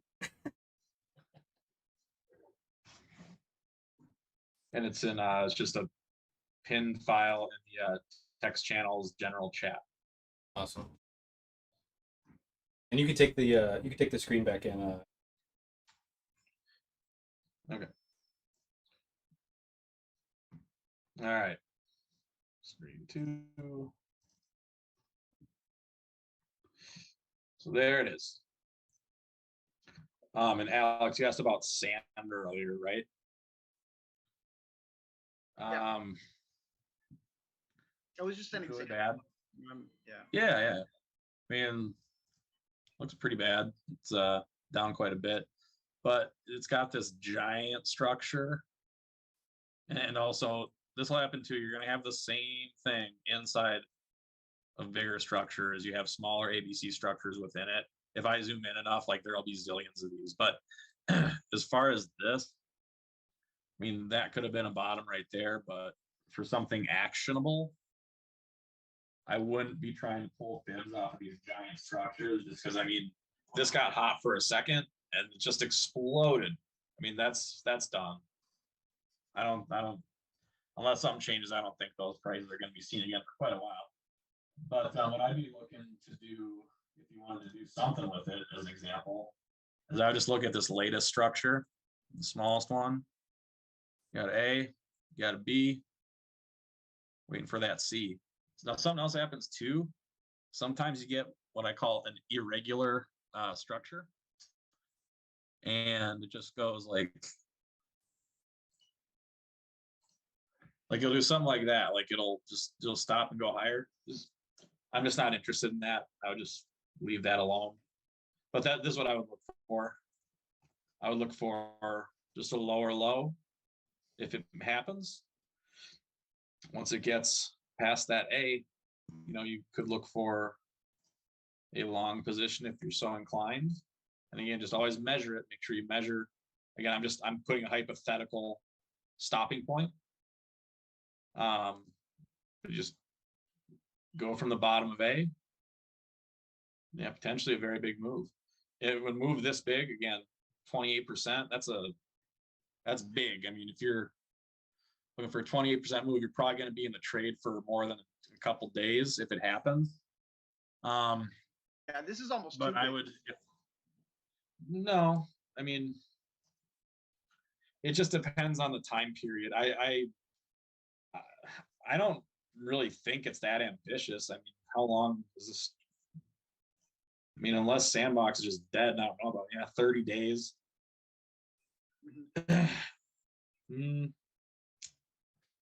you're in these trades, will you look to take pieces off, any percentages off, or you're looking to take everything off at that 100% to make it worth it, right? Good question. Good question. So that is a wonderful question. So one thing that I've trained myself not to do is I've trained myself not to get scared and close out the trade when it starts. It goes my way and then it turns around. I'm like, oh shit, I'm not going to make any money. I better just close it out. When I do that, a lot of times it turns right back around and goes right to the target. But something that I'll do a lot is, again, from entry to the 0.441, a lot of times it's like, let's just say 15%. And then that'll make this yellow bar, it'll be, like 12.5%, 12%, something like that. I have absolutely no problem closing out 75% of the trade at the 382 and just kind of letting the rest run to there. But I will usually just close it out there. And I don't move my stop up. If I move, you were talking about this yesterday, when you move your stop up, that my mathematics that I've spent a lot of time looking into this, I don't know what that does to my math. I know it's not good though. It changes my risk reward ratio. I have no idea what it is anymore. The only time I'll move a stop up is like if it's already, like if I've got stopped out once or 0 times and it's up like 10% kind of stalling out, I might put the stop at like 9%. I'm fine taking a 9% win if I only got stopped out once. Again, it might hit my better target. It might get stopped out, then go. But there's nothing wrong with taking that 9-10%, because that's pretty close to what my minimum target is anyways. So that's kind of the scenarios where I would move that. But generally, no. Generally, I just let it run. I go about my day. It's a real. It might be stressful at first, but once you've done it enough, over the long term, you're gonna add wins. But that just adds more stress, more thinking. I've done that enough. I just let it go. The other thing too is it's very easy to sleep when you're only risking 0.5%. I mean, I know that every single one of you has been in trades where you're like, I got to go to bed. How do you sleep? Pretty bad, right? Yeah. Oh yeah. I mean, yeah, you don't. Again, even if you got a $10,000 account, you're risking 1%. You're probably going to sleep fine. Hey, if it doesn't happen, I lost $100. So that's probably my favorite thing about this is I can sleep. Yeah, that seems to be beneficial for survival too. Good. I can sleep. I can go to a restaurant with it's fine. It's it's 1%. Yeah, don't want to lose it, but if you do, you do. I mean, I think I don't want just like everyone says, I don't want to live to work. I want people don't want to work their whole life just so you can live a little bit. I mean, I just think that if you put enough time looking at the charts, getting used to seeing this pattern, it does kind of change the way you look at larger time market structure over the course of 2, 3, 4 weeks. Again, it's I've done it so much that it really just takes me 30 seconds to dissect the chart and say, okay, is it actionable yet? Is it at a point where I would set a conditional order? Is there nothing there? But this is what this is what all these coins do. And stocks too, but stocks usually just go up and to the right. These coins, they bounce around, they make this pattern over and over and over again. And again, every couple of weeks, one of these coins is usually going to give you a pretty solid setup. And again, it ain't always going to work, but it works a lot. I don't know exactly how much, but I would say these targets, I feel like at least 66% of the time, probably 2/3 or 75% of the time, an ABC is going to hit that 441.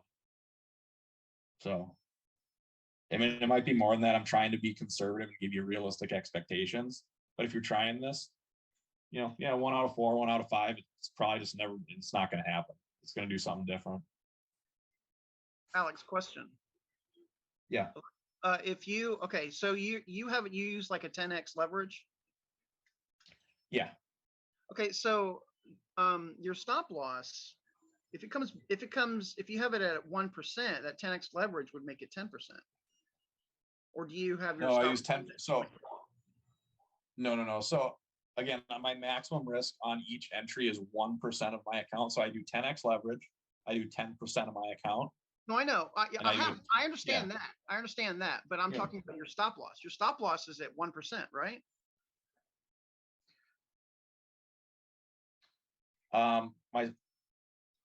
If you weren't using any leverage, my stop loss is 1%. Okay. I'll just show you real quick. So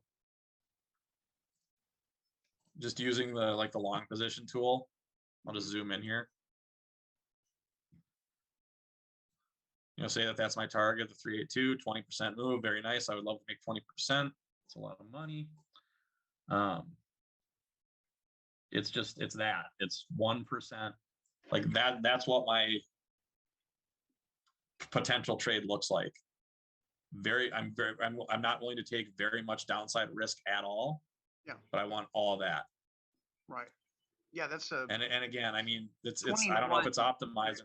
There might be a way better way to do it, but it's the way that I like to do it. Again, it might make sense. I just don't think so, because with these altcoins, again, I don't really like to trade Bitcoin and ETH because they just take way longer, and they're not as volatile, which for some styles of trading is great. For this style of trading, I want the most volatile things I can get. Yeah, I mean, again, I don't want death wicks every 5 seconds where it's just nuts, and every 30-minute bar it's moving 10%. I don't want to mess with something like that. When I started doing this, I was screwing around with Solana, which at the time it was just nuts. Solana, like every single bar was moving 5%. I mean, you can't. I don't know how you trade that at all. You basically just gotta go like 3x leverage and put a diaper on. Yeah, close your eyes. Hope it works. What would you say? What would you say was the most beneficial thing for you to get confidence in this?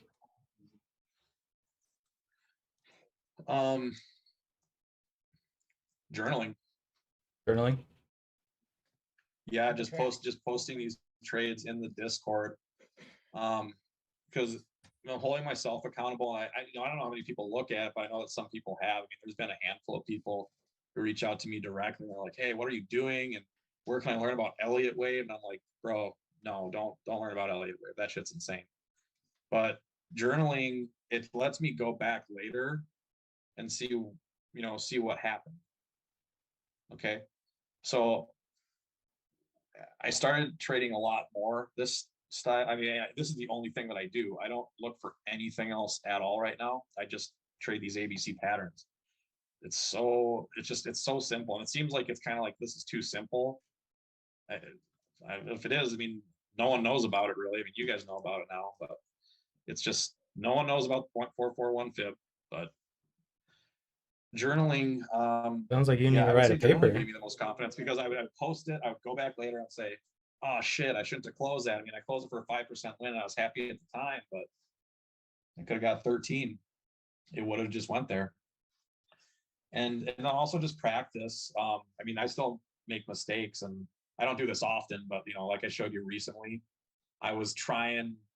My brain was trying to tell me we got this ABC pattern on the lovely Kyber network, which it just or no, it was waves. This thing that's just been going up, which it wasn't there. It's just, that's not, this is kind of ugly. This isn't something, again, this isn't something I'm interested in trading right now. This thing will find a top eventually. But I think the next top's going to be a top you can short and get a nice move on. And then also just using small for me, what was small size on my trades. Again, I keep saying maximum should use as 1%, 0.5%. There's nothing wrong with 0.5%, especially if you've got a big account. Like if you've got 50K or 100K, you don't want to be losing $500 or $1,000, over the course of 4 hours on stop losses. You're going to be pissed.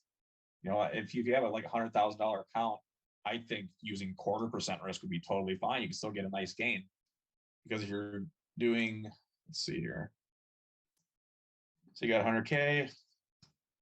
I don't know if this applies to anyone, but probably maybe our fearless leader. So you're risking $250 per time.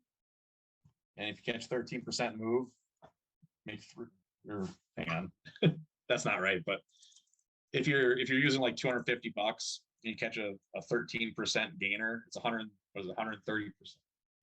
Sorry, I'm stupid right now. But either way, that's all I'm saying. If you use a really small account, you may want to use a little more risk. Like if you're using $100, just trying to grow it, maybe use 2.5. But what I found I'm comfortable with, I'm somewhere in between 1,000 and 100,000. I'm comfortable with 0.5% risk most of the time. And that's where I think a lot of us are at. Yeah, I think that's a spot to be at too. And in reality, like, it's nice to lever up, especially with crypto, or even, I mean, you can lever up on the futures market too, but slow and steady always wins the race. I mean, yes, it just really does. It's so, it's such in human nature to just get things done fast, but that's just not how it works. I really enjoy you sharing, and especially, because this style is helping you get that TTV, and that's really what life's all about. The one thing we can't buy more of, no matter how much money we have, is time. At least not not quality time. right. Yeah, and that's the thing too. I'm telling you, if you start trying to look for this, and I just want to say this too. Like Brad, you're a whiz. The stuff you see on there, I'm not there yet. I just don't see what you see. Trading intra-bar, making these split-second decisions. I'm trying to learn it. I just know I'm not ready for that yet. If I tried to trade on there, I would just gone. I really like this because it's taught me to be patient with crypto and just waiting for good trades. I hope I get to the point where I can trade the ES, because it looks like it's just more steady. And I see with all your years of practice, most days you're winning 80% of your trades. You're going away with a nice chunk of change, and then you're spending quality time with your family. That sounds awesome. The thing with this, you got to wait a little more, but I'm telling you, the moves are big. They happen frequently. And another thing too, I don't have to hodl anything, man. I can just have tether and just trade the tether. Hodling is stressful for me, at least. I mean, today, no one's going to feel good when your whole portfolio is down 8%. That sucks. And it makes it so that I don't care what direction the market goes in at all. I'm just trading with dollars, basically. That's another thing too, is getting rid of all of my crypto. That really relaxed me quite a bit, which was good. Yeah, that's definitely anything that can help you relax while you're trading is going to be beneficial, for sure. Yeah, absolutely. Yeah, absolutely. And I've said this a couple times. I don't trade Bitcoin. If you can, I mean, again, the moves aren't as good, but you probably get stopped out. I know you get stopped out less, but you still get stopped out a fair amount. Bitcoin and ETH, any given 30-minute bar, it's not asking a lot for it to move 1%. It happens on a lot of bars. So I just don't think that the math is going to work out very well there. But the math does work out well on a lot of these altcoins, especially these movers, man. Avalanche, Luna, Waves, Atom, just these coins that have been, when something's hot, I really start monitoring it closely, because it's gonna move, yeah.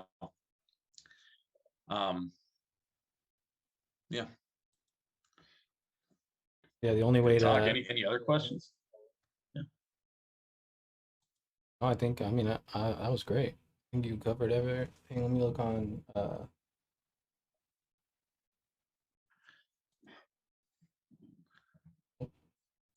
You had some comments saying, that you did a really good job explaining it. Oh, thanks. And like I said, just hit me up if you want to try and do this and you want to send me a chart, whether it's naked or whether you got something on it. I'll just tell you my opinion on it, how I trade it. Doesn't take me but a few seconds, and right now I've got nothing to do. I'm just waiting for this guy to get a little lower. I might just close it. I don't know. I'm happy with the win on this one. I think my target's right here.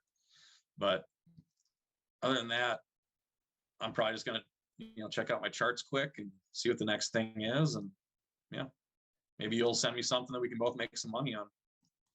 And if I tell you something and you lose money, it's not, you got to press the button to make that trade yourself. But I'll do my best to help. Big thing is everyone's got to take personal responsibility on your wins. When you win a trade, it's okay to be like, hey, Alex, thanks for the lookout, but remember, you executed the trade. You did the trade, so give yourself the credit too, right? You got to give it on both sides. Hey, what's that tool called where you it helps you set your stop and your take profit? What's that called? Where's it at? Oh, this thing right here? Yeah. Yeah. So that's just you go over to your sidebar in TradingView and it's long position or short position. Okay. Yeah, and also what I like about that tool, that's a good tool. It's underrated. It also tells you your risk reward ratio. I found a better one actually in the real in TradingView. Hang on, I'm looking at KuCoin. I have to open up TradingView. But there's a new one that somebody actually made that has more information than that, because that one was made by TradingView, but there's another one that was programmed by somebody. Yeah, the one that you're talking about has the it takes into account some fees, I think, too. Yeah, I think I posted it in the Discord. Yeah, I think it's really awesome. And probably in the TradingView Discord, you'll see my link there. It's really cool.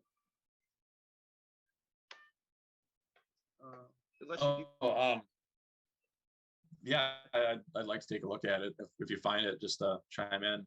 One other thing too, again, stocks have basically, most of them have just been Apple going up. Let's look at Apple. Yeah, let's look at Apple.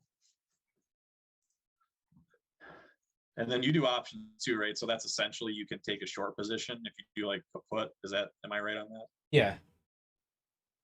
Yeah. So it looks like I did look at Apple. Yeah, I was actually short Apple for a while, but closed. It gets kind of tough with these. I mean, this is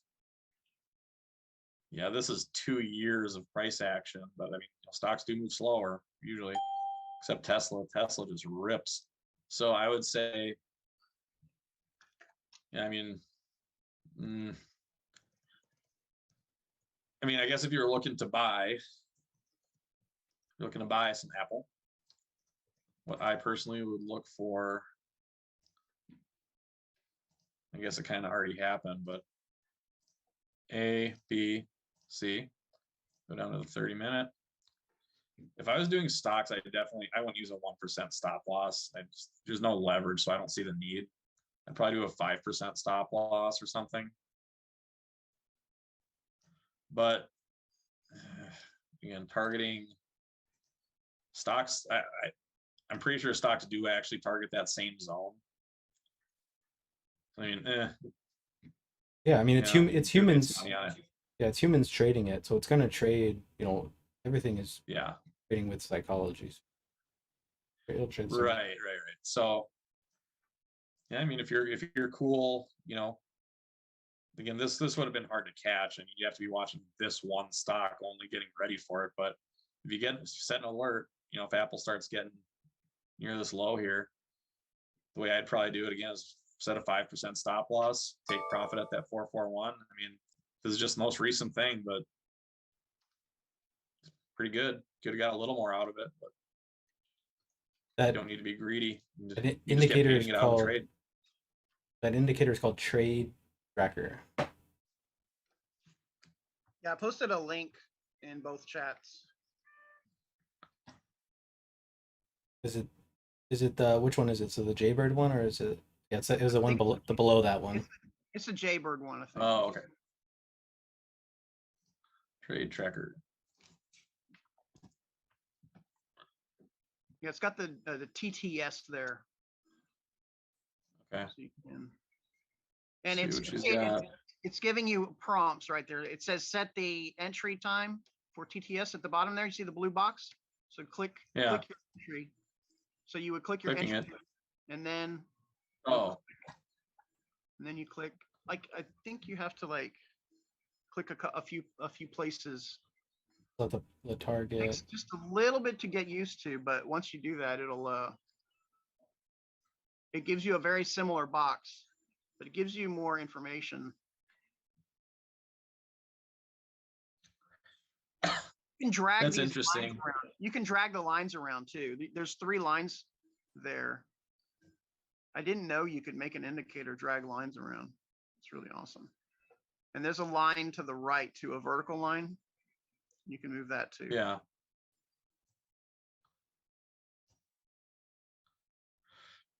That's interesting. For what I do, again, all I'm doing with the long position, short position tool is I'm just looking at my risk reward ratio to make sure it meets my threshold of 10 or more. So, I mean, I can do it with the measuring tool too, but no, yeah, I really just want to make sure that this right here where it says the 9.83, that's really all I'm doing. Okay. So, I mean, this does have a lot more information. I guess there's some setup does. too. You can turn off the emojis, and there's a bunch of stuff that you can do with it. Well, who doesn't like emojis? Right. All right. Cool. So, do you guys think is this something you might try? I mean, I add on the balance zones, but for the most part, been tracking your thing for a while now. Yeah, it's really it's strange. I mean, it was weird to me at first, but it's like it seems too simple. Like, well, I don't know if I would go that far as calling it simple. I mean, maybe like when you look at it on paper, but I just want to make sure that you're taking enough credit for yourself, because the amount of risk management that you're exercising and the discipline that you're using in this risk management is not something that everyone has the ability to just do. You know what I mean? Especially not starting off until they build that routine. So, yeah, although it might look simple when we look at it on paper and in hindsight, I think it's a little bit tougher than you make it sound. But I mean, it's great. No. Yeah, and that's another point. Executing this like I'm describing, like it's easier on paper than it is in real life.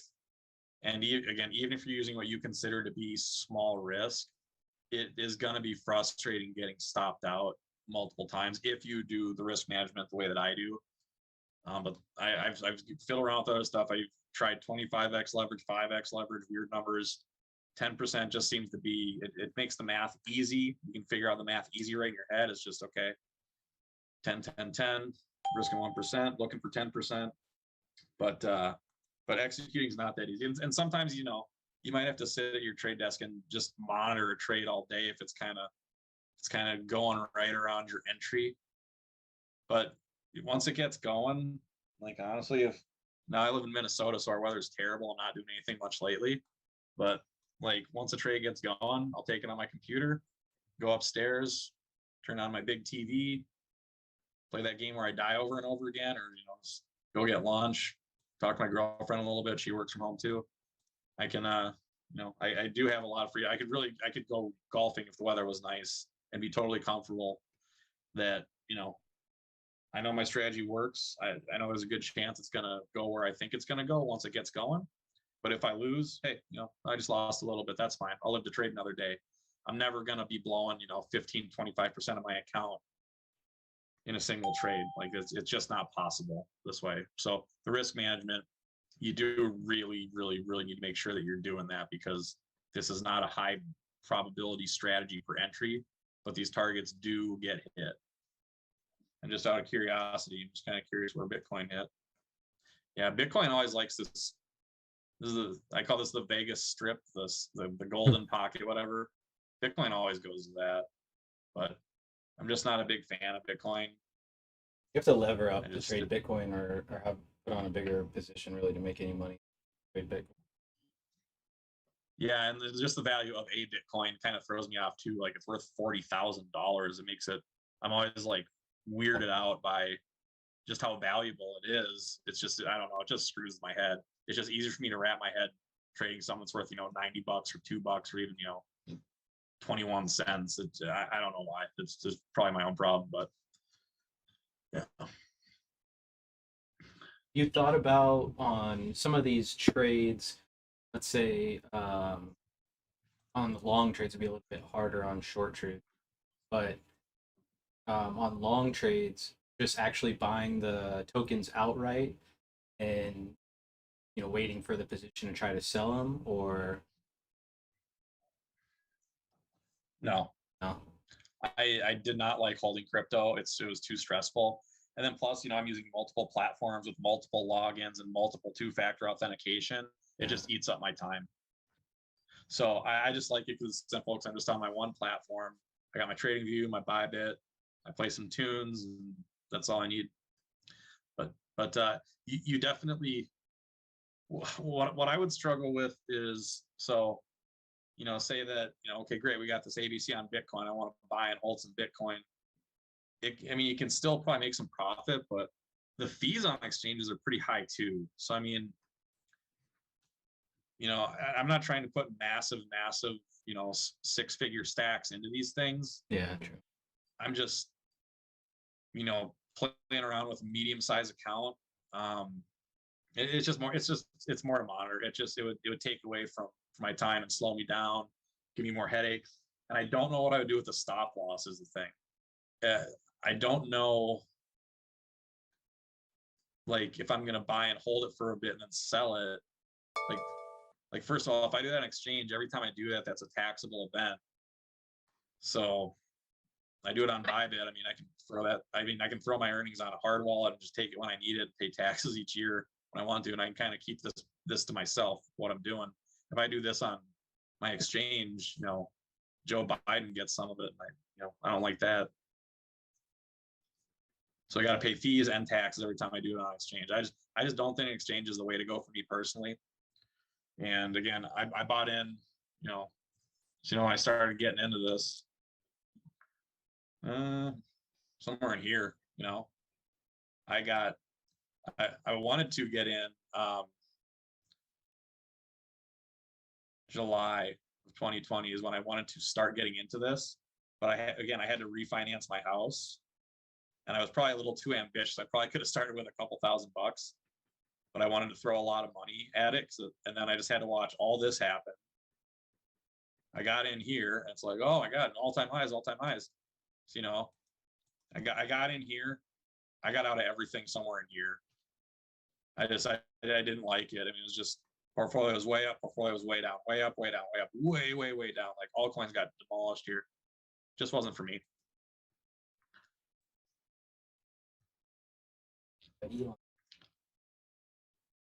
Yeah, you can tell where Elon tweets. Elon tweets here, he tweets here, he tweets that here.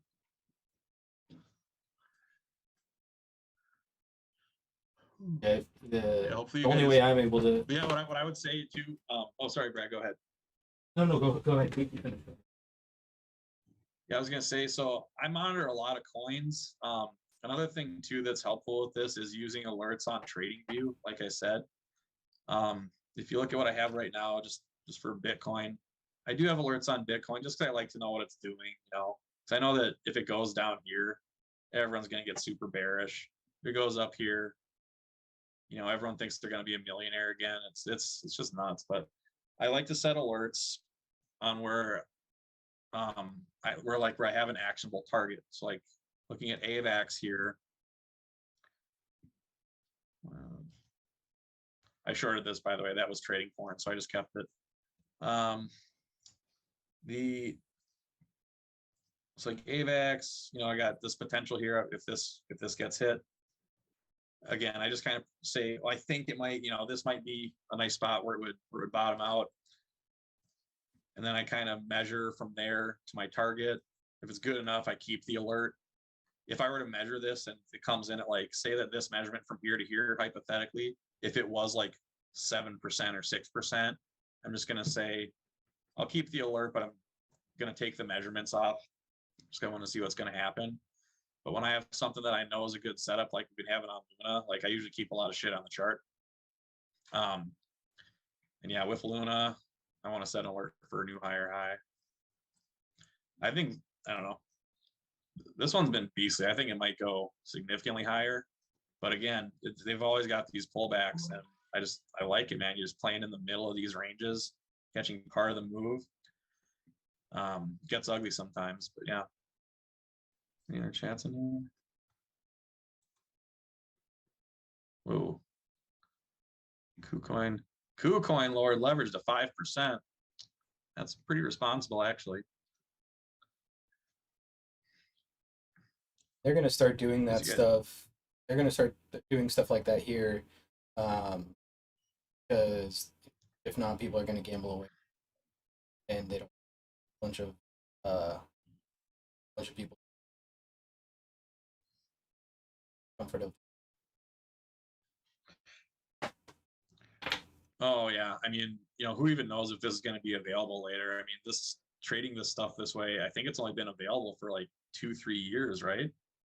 Right. And then trading crypto also with leverage. Yeah. Also, if Bybit's probably not going to go anywhere. It's not American owned, but yeah, they're really going to try to figure out a way to their tax. They don't take away taxes. Oh, yeah. So here's the reality of this. I mean, if you like say that you use Coinbase and you're trading on Bybit, well, Bybit, you just use your email address. You're not linked to that in any way. You're using a VPN and you're using some email address that you use just for Bybit usually. If you transfer coins over to your Coinbase, which it has KYC, and also the government's going to just see that as, okay, you made that money. That's short-term capital gains. You got to pay 40% on that. I know that you can. I haven't done my taxes yet this year. I think that there's like a file you can download that shows all your wins and losses, but I don't even know if I want to screw with that. I don't know what the IRS is going to say if they find out that I'm making money by, trading on a foreign exchange using a VPN that I'm not even allowed to be on the exchange. I mean, America doesn't prevent me from being on the exchange, but the exchange does. So I think the unfortunate reality is you're just going to have to pay either your short-term capital gains on everything you deposit and pay yourself on, or your effective tax rate, which if you make a lot of money, that can get pretty high. But either way, it's that, of course, I don't want to pay any tax on it, so trying to figure a way out of it. But keep it in that cold storage wallet, and then slowly push it into the other coins on your American thing. And like if you get that CRO credit card, you can just dump it into there and start using CRO credit card and just pay it off with crypto that's in the account. Kind of a wash. I don't know how they're gonna, because I don't know how well they're actually tracking the money that you put in, because you put in, let's say you deposit a Bitcoin into your crypto.com account, they have no idea to tell where that came from. They just know that it's in there. So if you just slowly spend it throughout the year, it's not going to be reportable as income because you didn't make it through the exchange. So the exchange itself is only going to reporting amounts that are in your account, but not necessarily gains or losses. And for those of you guys that are going to be paying taxes, my buddy actually is it CM? Is he just started a YouTube and he's posting some videos about shared it the other.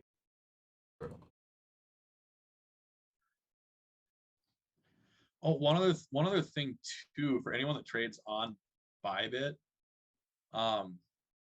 this guy, the chart champions. They're pretty well known. They make up something like 75% of the volume on Bybit exchange. Their group, I mean, they're fucking whales. But they have an affiliate link.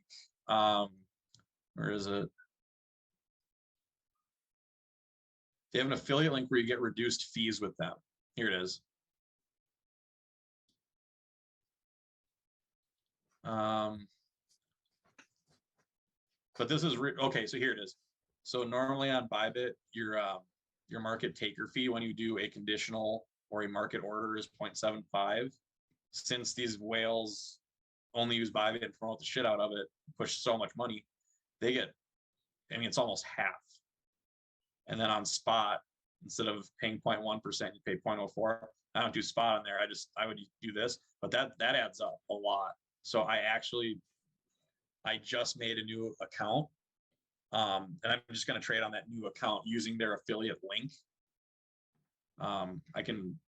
But that's, I mean, if you use Bybit, it'd be crazy not to do that because the fees do add up. Oh yeah, big time. Yeah, that's good. I mean, last year I've traded millions of dollars of volume. So, I mean, those fees add up a lot. And if you trade a lot, it's definitely worth doing. Even if you don't trade a lot, I would just do it anyways. I mean, you're gonna pay a fee no matter what. This I think is the best deal anyone's gonna have. So you guys want me to post this? Yeah, please. Yeah.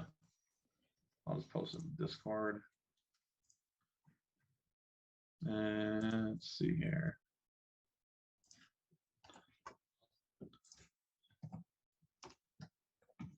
I think you just hit the link and create an account there, but I'll update it if there's some other step you got to do. Okay. Yeah, appreciate it. Yeah, that's awesome. Yeah, no problem. All right, Alex, you still 10x.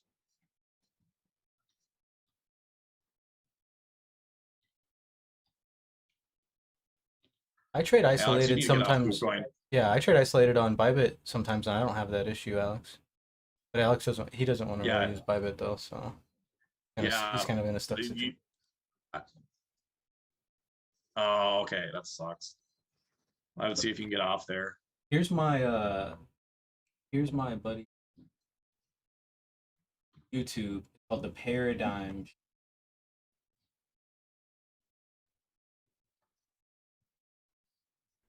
He's welcome. Today I want to MBA CFP, certified financial.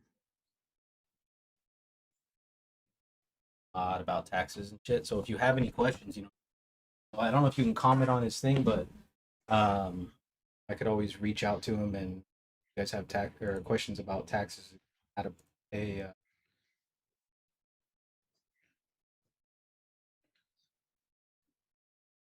If you have questions about taxes and how you want to pay them, that's a good spot to start. Good dude. Kumar, what's up, man? Yeah, it's been a long time since we've been live, but we're back at it. We'll be back every single day. Little update on the market, right? We're still kind of hanging out lower. We do have a poor low, a weak low, and then a poor low. Sometimes we'll see this happen. You can see on that H low, only 5 contracts traded. So it does look like someone is, well, to me, really, it just looks like a bunch of short covering. I don't really see a lot of buying in here. I don't think buyers are really going to get convinced until we get back inside yesterday's range. And then really above that 45, where we saw this kind of big chunk of volume come in this morning, we should start to see some more shorts cover from up there. And then they're targeting, well, first target which they almost got to was that prior day value area high, but then yesterday's half back is a good target. That's 64. And then I still think, given it's pretty far away now, but above this 4290, 4300, it's going to be a fairly quick move up to try to fill this gap, 4337. So pretty decent opportunity. But also with the Fed next week, we might just get a lot of chop going until that meeting starts. So the other Is he in here? What's up, man?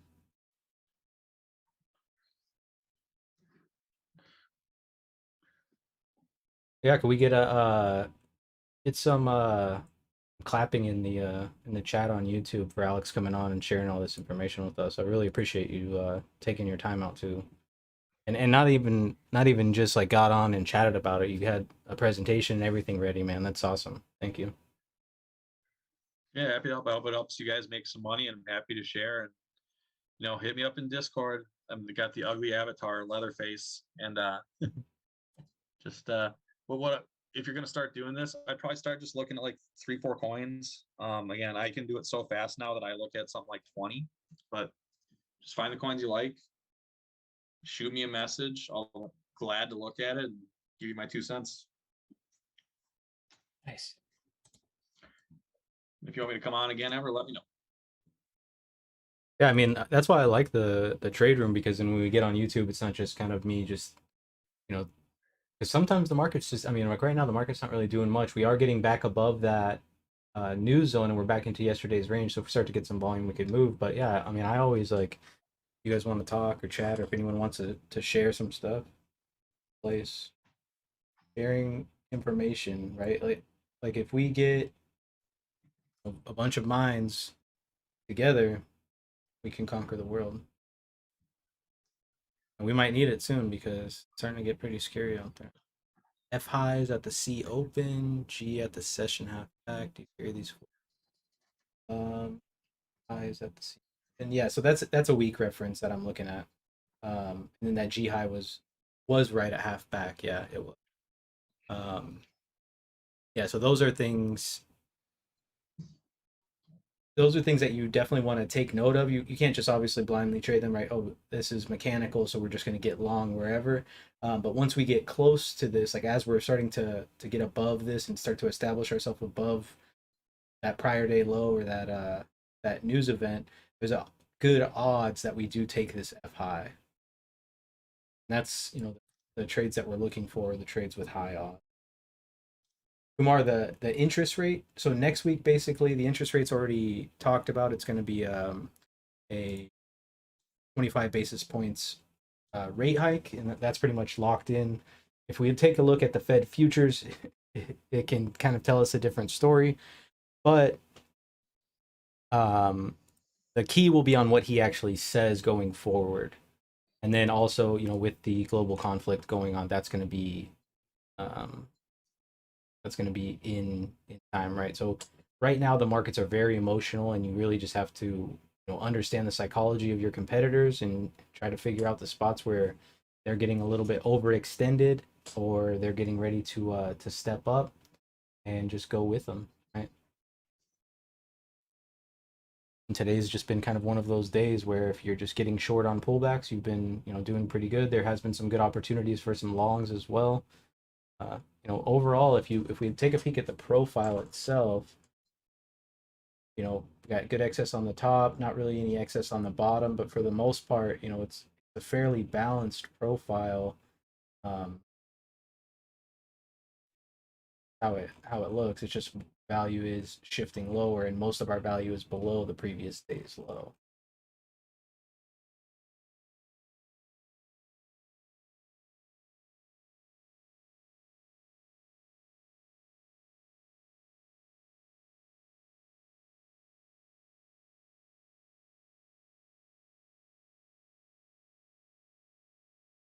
Volume still actually getting less and less as the day's been going on. We're down about 14% volume.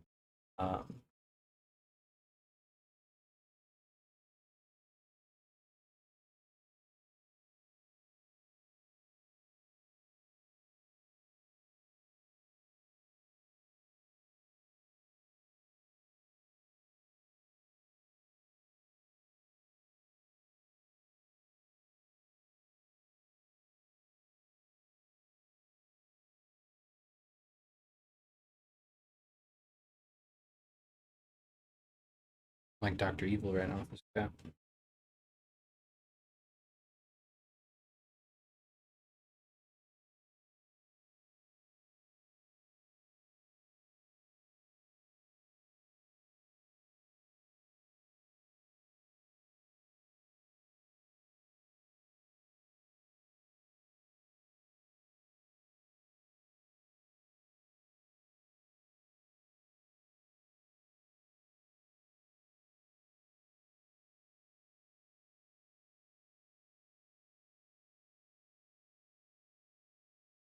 You can see they're really just kind of mean reversion trading today. We get a little bit too low, they start to cover their shorts. We got up a little bit high, they started to liquidate.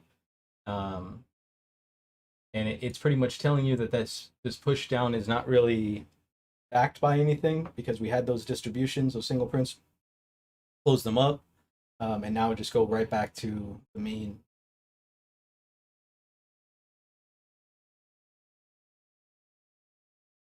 I think one thing that might run into issues on your style, Alex, with when it comes to stocks is if you're looking at a chart that includes like the pre-market and the post-market, sometimes the moves in the pre-market and the post-market are really can throw a chart off.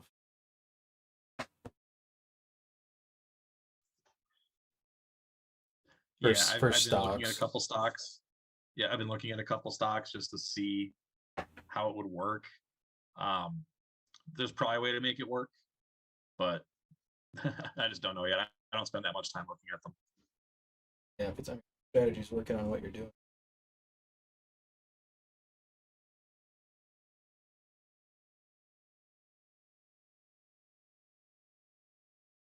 But other than that, guys, I think I'm gonna head out. I'm gonna go to Target, get some. You guys know how it goes. Get there, they charge you $100 just for going in the store, and then all the extra shit that you buy, especially when your wife's with you, then they charge you $200 for going in the store. So it feels like that. Every time I take my wife to Target, it feels like it costs $200 minimum. Better ride my bicycle there, yeah. Good point. But any other questions before we take off? If not, we will be on the mic tomorrow. Tomorrow we'll have another guest. Not really on the screen or on the mic, but my dad will actually be at my house trading with me live, so that will be exciting. We'll both be here. We will be on, I'm sure, watching the open. So if you guys want, I can definitely jump in the Zoom, and we can just have the Zoom open for some chat until we start the stream at 8:30. But if not, if no more questions, I'm gonna take off, and you guys have a wonderful day. Make sure you are managing risk and sticking to your trade plan, and I will catch you guys all tomorrow. See you, Brad. Thanks, Alex. Yeah, big shout out to Alex. Thank you.